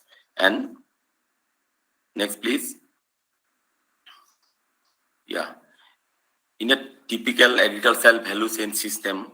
These are the steps: the production of different crops, then the production, harvesting, transport, then primary processing and storage, secondary processing, distribution, packaging, then wholesale and retail markets, or nowadays the e-markets. Next, please. Let's take one agricultural crop or field crops is potato. So I can't cover all the agricultural technologies or the production technologies in a 15 minutes time. So the potato, everybody, we consume potato as for table purposes, but for cultivation of potato, the prime requisite is the seed. Quality seed is the prime requisite, and we can't grow the seeds in our climate due to adverse climatic conditions which can't allow production of seeds. Cultivation of potato is possible, production is possible, but seeds we have to import from outside states. Our state's total requirement of potato for cultivation is 2.5 lakh tons. So farmers can save only 25% of the seeds for the next season, and we import about 1.9 lakh tons each year, and the costing of that mass amount of seeds is 780 crores annually. Next, please. Next, please, Mr. Subankar. Yeah. So potato cultivation, as I said earlier, is the quality seed, and it alone costs 40% of the total production cost of the potato. So what are the problems? I want to briefly state 2 or 3 factors. The high vector population due to climatic conditions. Vectors are the carriers. These are mainly insects which carry the diseases. So high rate of seed degeneration in our climate. If we store the seed for next season, it generally get affected and it will not be suitable for growing in the next season. We have to consume it. High incidence of late blight disease, one kind of disease that mostly prevalent in potato. Next, please. Yeah, this is the potato growing season in Assam. So if we plant the potato in October, November, so the peak period of January, mid-January to mid-March is the most vulnerable period for incidence of aphid. Aphid is an insect which damages the quality of the seeds. So in order to overcome this problem, we have developed our Central Potato Research Institute at Simla. They have developed one technology I want to highlight. Next, please. This is a potato seeds. It should be 40 to 60 gram for to be used as seed. It should be free from diseases, and it should not be grown in the areas where they are affected by wart, cyst, nematode, and other diseases. And also, it should be free from seed and other diseases. So it should be harvested at the right physiological stage. Next, please. Yeah, seed plot technique is one technique. As I said, it was developed by CPRI Simla. This has completely revolutionized or going to be revolutionized the total potato seed production scenario in our state as well as in whole Northeast. What is this? The growing of seed potato using healthy seed during low aphid period from October to first week of January, coupled with integrated pest management. Rogging means uprooting of unwanted plants or unwanted types. And deharming, deharming means cutting of the stems, the top portions. Deharming of the seed during the last week of January before aphid reaches the critical limit. Next, please. Yeah, this is in a nutshell the diagrammatic representation of the seed plot technique by which we can grow the potato seeds in our condition. Next, please. Yeah, these are some of the snapshots. We have been growing potato seeds in our university in the KVK system, Krishi Vigyan Kendra Golaghat. They have cultivated with use of some net house so that aphid cannot come inside the net house to infect the potato plants. So this is a protected cultivation with net so that aphid infestation can be checked. Next, please. Yeah, I'm now going to onion. Next to potato is onion. I am thankful to ASTE for granting one project on onion seed production. Like potato, onion seed production is also a problem in our conditions.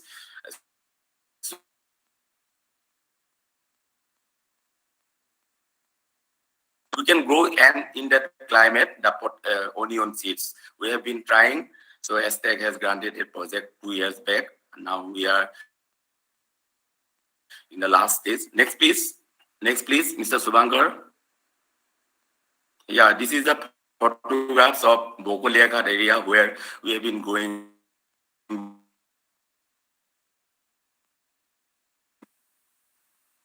Next, please, Mr. Subhankar. Sir, your voice is breaking. It's not going. Yeah, my voice is made. Yeah. Problem now I'm coming close to the computer. Yeah. Is it audible to you?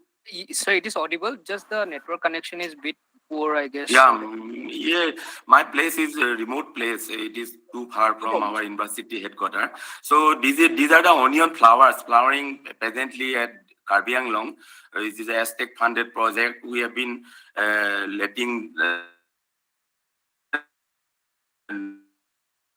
some seeds which are being utilized as planting material in this current season. Next, please.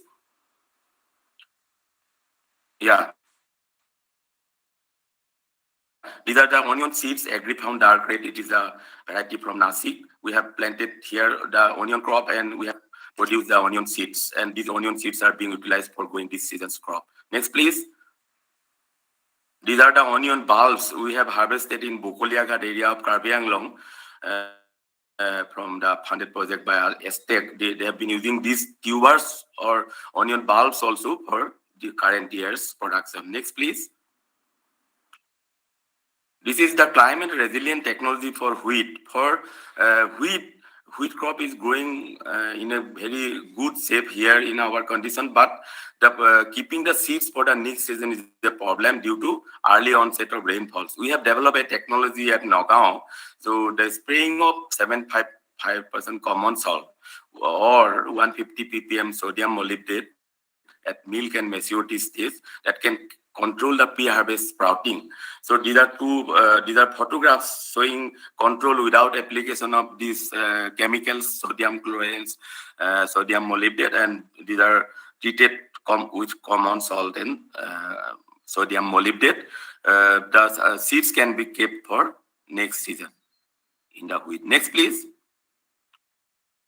Yeah, this is for the red rice. The red rice, as you know, it is the bow or deep water rice abundantly grown in Dhemaji, Majuli, and North Lakhimpur. This is our university regional station at North Lakhimpur has developed some value-added products. Next, please.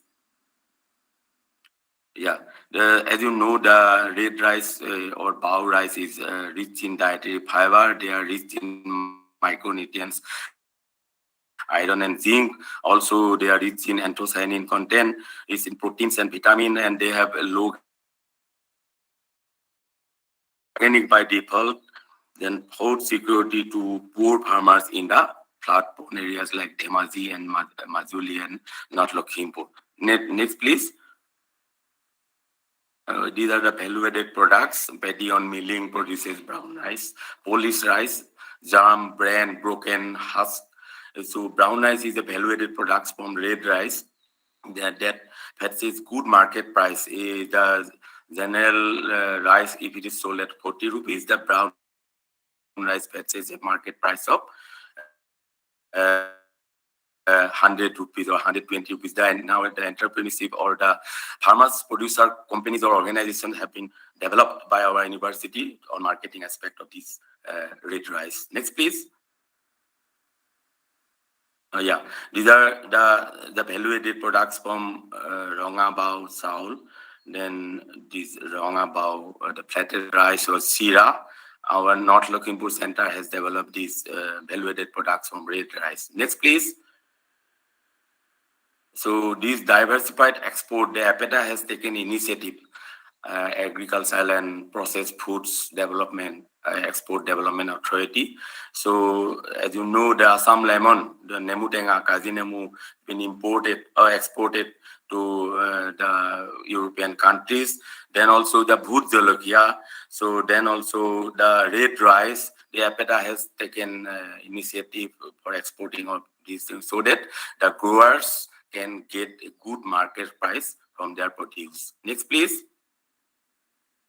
So this is typical Assamese thali with red kernel bao rice. So attractive.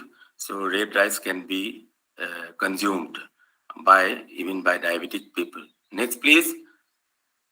Then coming to my crop, we have been dealing with sugarcane at the Sugarcane Research Station, Buralekson.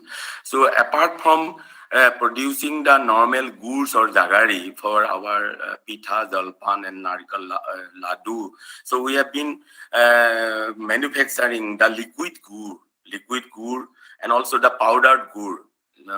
Just like the brown color in the brown sugar, and also the sugar can juice as soft drink, also the jaggery chocolates. I will show the photographs. Then also some value-added products which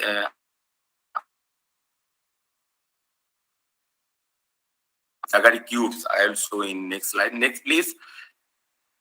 Yeah, value addition in sugarcane. These are the detailed procedures how we can produce the value-added products.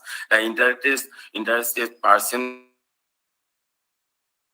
or the entrepreneurs can call an email number. We can give them training for producing these value-added products so that entrepreneurship development can be made in our state. Next, please.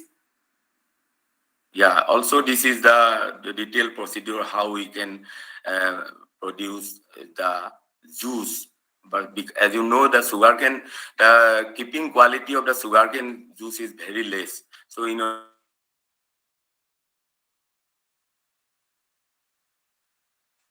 use some locally available materials like bhindi plant. These detailed procedures are given here. Next, please. Please go to the next slide. So, yeah, I'll only okay. 3 slides left. I will summarize. So this is also another method how we can produce the jaggery to value-added products. Next, please.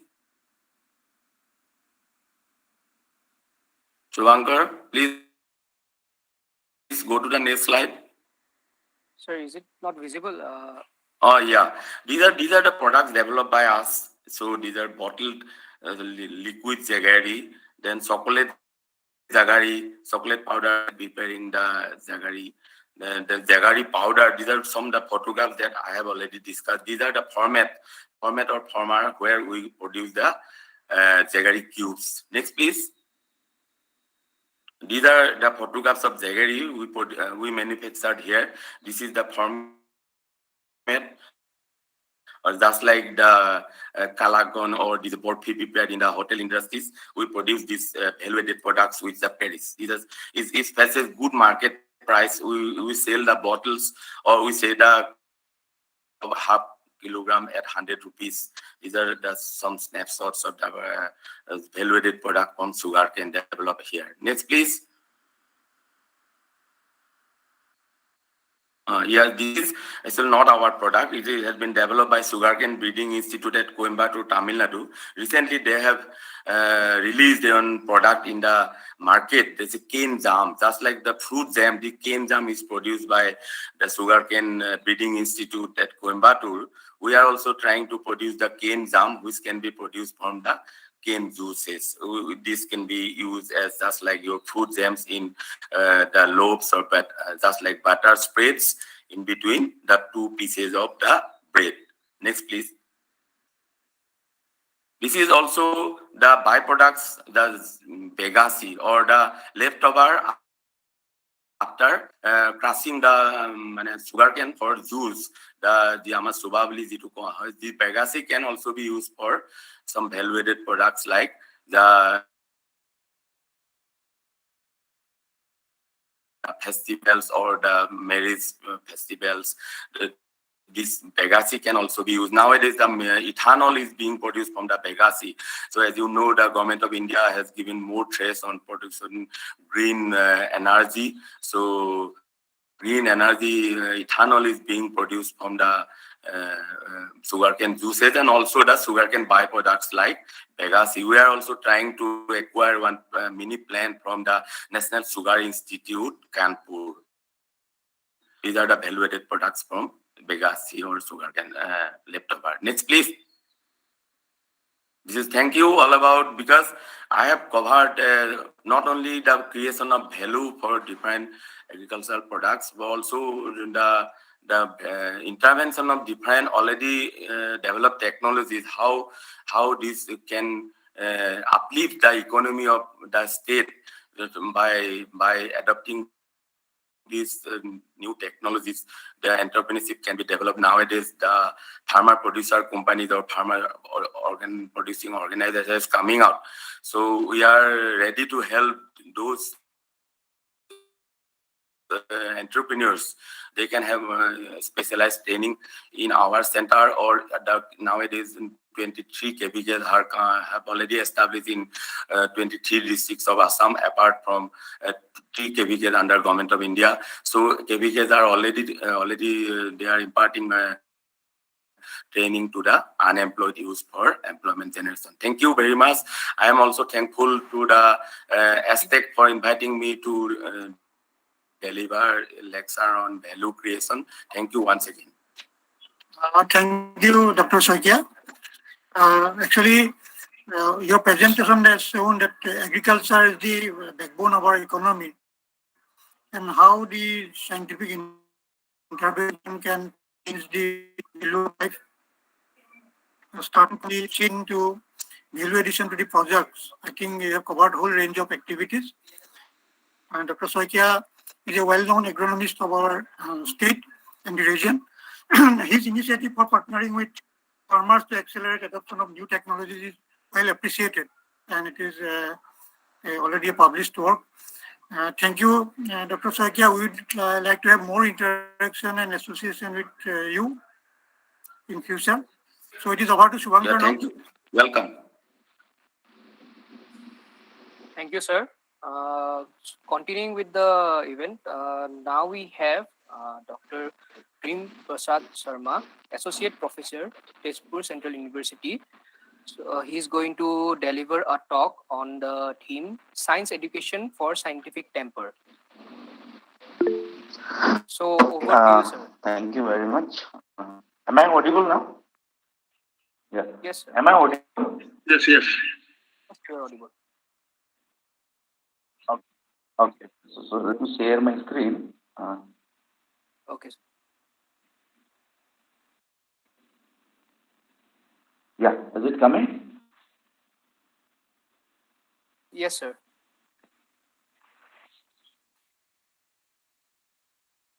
It's coming, right? Yes, sir. Okay. So good afternoon, everyone. Honorable Vice Chancellor, Guwahati University, Director, ASTE, and the entire ASTE family, today's distinguished speakers, and ladies and gentlemen. So today I am here to talk something about science education for scientific temper. So this scientific temper is the key word behind which all such discoveries that we have been talking about actually takes place. So essentially, we look for a modern society, particularly after independence. Everyone was trying to have a society which has a modern outlook, So what does this modern mean? Modernism is basically normally understood as creation of certain facilities so that we can use the products, scientific products, discoveries, products, and then utilize them to save our time and increase our efficiency. But behind that, we have also to think it's not only the creation of facilities, we have to create a modernism in terms of thoughts also, which will be a fuel for the future scientific discovery and then increasing the human efficiency. So this thought process has also to be modernized. So how to do? So all thought process should be systematized, and this is how this term scientific temper, scientific methods are there, for which we have a whole lot of the scientific discoveries and this concept of modernism comes. So scientific temper, I had to go its first origin. This term first appeared in a book that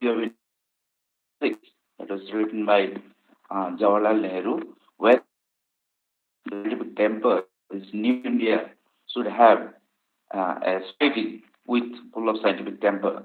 And Nehru explained it as a way of thinking, acting, behaving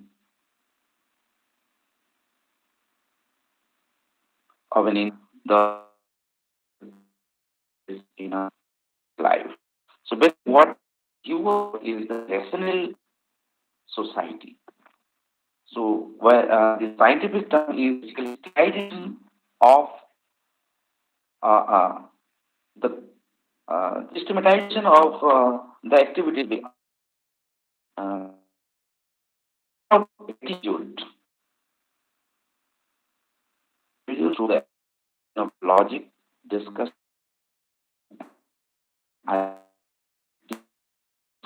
and argument, and some in thoughts, then it becomes this thought process is the scientific temper. So scientific temper, when we try to do it, so what we have to keep in mind is that individuals should use the method. So what do we mean by the method? It has a systematic sequence of works, as we have already said. So it's basically observing the physical reality, passions, and hypothesis, analyzes analyzes through certain techniques, scientific techniques, or mathematical logic, or experimentation, and then we have to validate whether this is actually correct or not correct. Then, for which factor or parameter is not correct, we'll have to point it out, and whether it is connected to the original hypothesis. If it is connected to the hypothesis, we have to modify the hypothesis or reject the hypothesis, basically through the testing process. And then finally, when this validation process is done, this has to be communicated or spoken, its outcomes to the general public. So this is essentially the scientific temper. Once we follow this kind of law or or once we instill this kind of thought processes, then we have developed a scientific temper among ourselves, and the benefit of it is entire gamut of your work, activities, thoughts will be systematized, which will increase probability of discoveries and inventions, because discoveries and inventions requires a highly systematic mind. So, in exercising this scientific temper, there is a philosophy or basically the vision. So, what we have to keep in mind, the scientific temper has to give a fair, it parents about this equality and sense of democracy means whatever has been said or hypothesized, similar type of hypothesizing might also come from the other corner, which have to be democratically considered. That means dogmatism has to be entirely removed in the scientific. So there is no place of dogmatism in the scientific temper. So democracy has to be ensured, and the tolerance.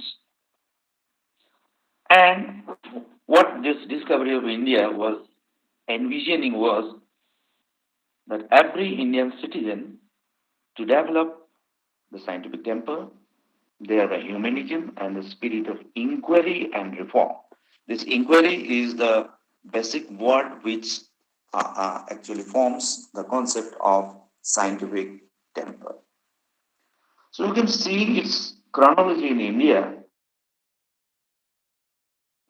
So as we have already said, the term was coined in the book Discovery of India, and after that, in our constitution, there was a amendment, this 42nd amendment to Indian Constitution in 1976. In the fundamental rules, part 4A, article 51A and H, with an H. So this was, and it was clearly talking about the scientific temperament has to be listed in the fundamental duties. And since then, not only this amendment and the discovery of India, there have been many NGOs, and till recently, this NCSTP network, the many organizations in Assam, we had Assam Science Society and other organizations, Environmental Society and other scientific organizations have also been working on it, sometimes within the NCSTC network and sometimes outside, people are working onto it. While talking about the scientific temperament, also we'll have to accept first some of the hard realities of India, because if we want the Indian society to be very modern, and then we'll have to consider, we'll have to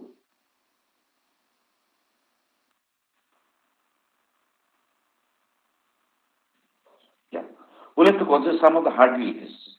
So we'll have to accept that the Indian society is largely superstitious. This is slightly stronger statement, but I have ventured to say like this, that in many of my experiences, I've said that many people have claimed themselves to be instilled with scientific temper, but then from behind, many superstitions were still they were preserving the still. So, considering all those things, we have to accept the hard reality that largely our society has been superstitious. Blind faith still persists even after the literacy rate of almost 70%, and even most 10% in school enrollment, right to education. After the independence, all these things, even after all those things, we have not been able to remove all these blind faiths or the superstitious mind. And we have the religious orthodoxy. Religion is a personal faith, nobody denies onto it. But then a lot of orthodoxy which have been acting as an impediment to real scientific development. The sense of casteism, basically the discrimination, gender biasness, all those things are still persisting. Whereas in the rationalistic society, we expect this some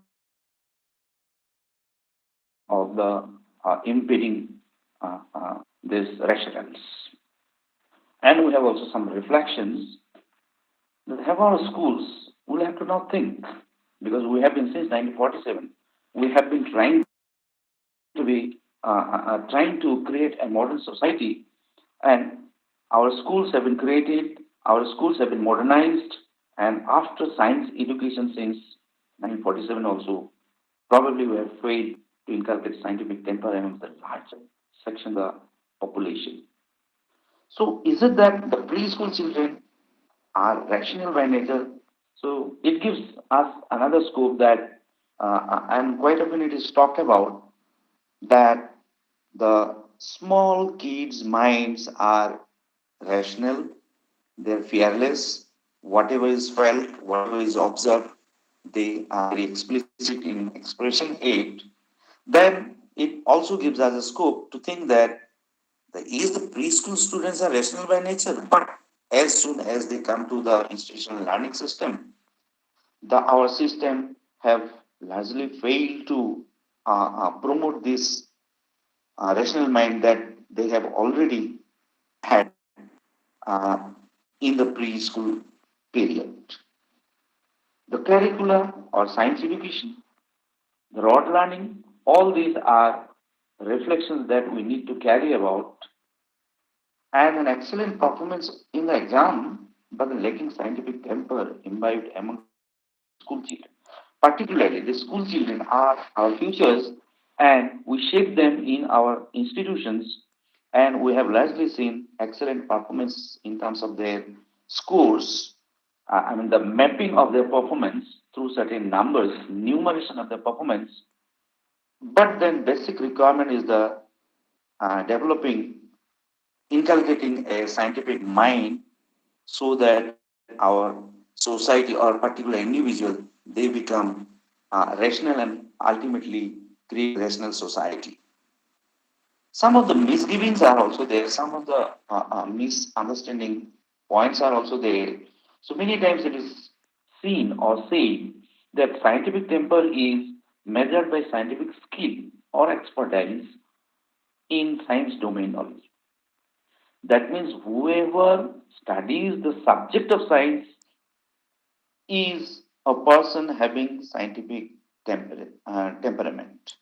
This is already said, but in fact, it has in reality it has not been seen. The scientific body of knowledge may be accumulated, may be absorbed, but then the scientific temper that we have talked about is something into the thought process. Every thought process has to be quite systematized. So, largely, the scientists or those practitioners of science, many a times it is seen that they have a full body of knowledge, but then lacking scientific temper.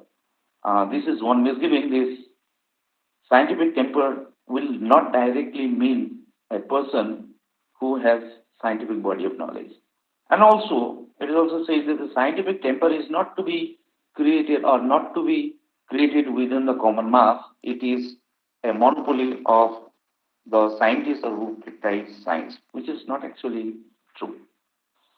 So, scientific temper is actually a subset of common mass because the larger society talks about. So, the more scientific temper one can instill into the society, more rationalistic will be the societies and more a realistic decision making process. The decision making process will be more realistic when we create more persons with scientific temper, instill scientific temper. So scientific temper pertains to a viewpoint. It's basically a viewpoint rather than a subject or a specialized body of knowledge. And the growth of scientific temper, we can also measure. So how do we measure this growth of scientific temper? Whether it is increasing or decreasing. So we can see, we can count the common people who are using the method of science to their own lives and their own decision-making process. So scientific temper vis-a-vis Indian science education. So in Indian science education, what we see is scientific knowledge is confined mainly to schools and schools curriculum. The science knowledge has not been trickled down to the poorest of the society or the most unprivileged sector of the society. So one has to look into this. The larger chunk of the society under non-formal education is largely unscientific in their attitudes. So this is an obvious fact. And the rationalistic society is still a far cry in the Indian context. These are, though, it's not very good to hear, But then these are hard facts. We need to address them because Indian science policies will have to include these points.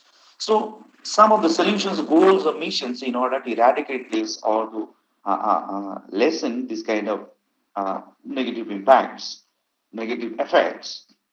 So we can introduce the observation-based learning as the science education.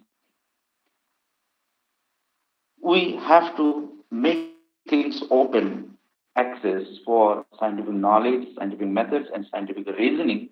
So whatever has been created in whatever manner it has been created, if we document them and we leave it to the public, then this will probably help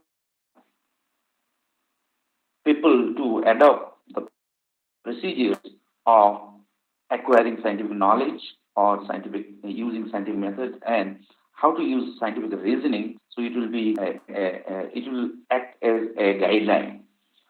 So those science communicators and basically the students are to be trained to be curious and the outlook of inventiveness and creativity in the backdrop of scientific methodology, where many times we see inventions and creativity in the young minds, but then what happens, because they have not followed the scientific methodology, so these kind of creativities are not going to sustain too long. So in order for its sustenance and its future development and this value addition out of their thoughts or creative minds, this has to be backed by scientific methodologies. So promotion to the understanding of traditional knowledge, its rational evaluation and value addition. So the earlier speakers have already largely talked about in this direction. So it has to be largely promoted. This is what is felt. And science education and scientific temper. So here we'll have to look at the education and the schooling system and see how the scientific insights and temper can be instilled in every steps of teaching learning process. So aim of the curriculum development, teaching learning, the evaluation process, to train the students to develop the critical and creative thinking through learning by doing. This learning by doing has been quite effective at the individual levels. We have also tried, we along with certain NGOs, we've been trying learning by doing is really effective. So this can always be adopted, and we have been talking about this also. And the trained science teachers, we need science instructors, the teachers who are imbibed, whose minds are imbibed with the scientific temper, scientific methodology, scientific temperament. They should be produced. So many times this is seen that the scientific, the science teachers in the institutional level, they're the science teachers, but at the individual levels, they are seen hardly to follow the method of science. So the science teachers and communicators should also be properly trained to develop scientific temper in a real sense, would really inculcate, because these teachers and communicators are the persons who will propagate this kind of ideas and instill this scientific temper among the new generation. In the classroom also, we can do some project-based teaching learning process with problem-solving attitude. So this project-based learning system has been recently talked about. Earlier, we had instructional and sometimes participatory teaching learning process have been talked about. But this project-based teaching learning process is expected to have a certain goal and within a time frame, just as we do our projects, the scientific projects. So it has definite time period and objectives. So can we trickle everything down to the school level so that our students will do small projects. They'll pick up problems from their local issues, from their surroundings, try to solve those problems. So those things can be exercised in the classrooms. So we can create a paradigm of participatory learning involving team of students and teachers by applications of the method of science. There's a pick up local issue, hypothesize, analyze through reasoning, their validation, modification of hypothesis, report preparation, etc.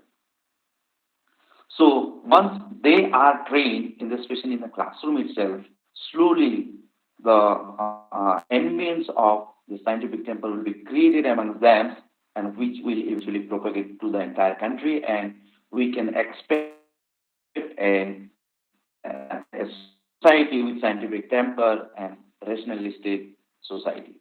And there is one very, as a positive note, that this National Education Policy 2020 seems to enshrine in it the idea of scientific temper and attempts to address a multitude of these issues that has been developed, and hopefully yield perceived its fruits in a measured way in the near future. So these ideas we can have further readings. These are some of the references bibliography. We can have further reading. And with this, I'd like to thank you all. Thank you, ASTE, for providing me to share my ideas. Thank you, Thank you. Dr. Bimprasad Sharma. Dr. Bimprasad Sharma is a very close to Assam Science Technology Environment Council in various programs like Aryabhatta Science Center, Children's Science Congress, and many other activities. And whenever we ask for his support, he is always ready to help us. And important area, how the education can change the society, how it is important. So we'll have your continuous support to the council. Thank you, Dr. Sharma. And Subhankar. Thank you, sir. We have reached the end of the session. So I'd like to ask if anyone has any question for our esteemed speakers, so they may put forward their questions.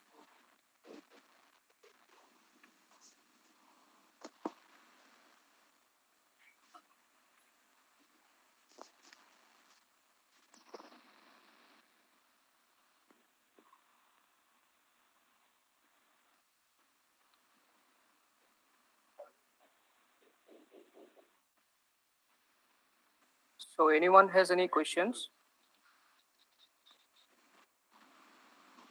I think we can continue with the vote of thanks since no one is asking any question. So, good afternoon, everyone. I'm really honored to be given the opportunity to deliver the vote of thanks. First and foremost, I would like to thank Dr. Debapriya Datta, Scientist G, Department of Science and Technology, COFT of Assam, and Dr. Rasmi Sharma, Scientist F, Department of Science and Technology, COFT of Assam, for guiding us through the entire program, and Mr. Ravikant Prajapati, Scientist B, for joining us today. I would like to thank CDEC, and I would like to thank all our invited speakers, Honorable Vice Chancellors, Dr. Pratap Jyoti Hendik, Guwahati University, Honorable Director Sri Mrinal Krishna Chaudhary, Assam Energy Development Agency, Dr. Bhuvan Chandra Chutia, Assistant Professor, Nagaon College, Dr. Tulsi Prasad Saikia, Chief Scientist, Assam Agriculture University, Dr. Bhim Prasad Sharma, Associate Professor, Tezu University. Thank you all for sharing with us all your knowledge and giving us insight into different fields and how science can influence our society. I would like to thank all the state councils for joining us today. I would like to thank our Honorable Director, Srimati Kimnei Changsan, for motivating us in every event. Then I would like to thank our head SNT, ASTE, Dr. Jaideep Borua, for guiding us through the whole program. And I would like to thank Biman Borua sir, SO SNT STEC. I would also like to thank all the coordinators of Aryabhatta Science Centers, Science and Mathematics Facilitators, and all the students and all the participants of today's event. I would like to thank all my colleagues, co-workers and seniors. I would like to thank all other who I could not mention individually. Thank you for making this program a success. We hope to see you again in the next program and so on. With this, I would like to end the vote of thanks. Thank you again for joining us today. Thank you.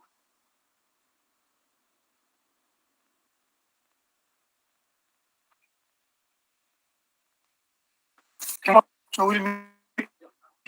Thank you. Thank you.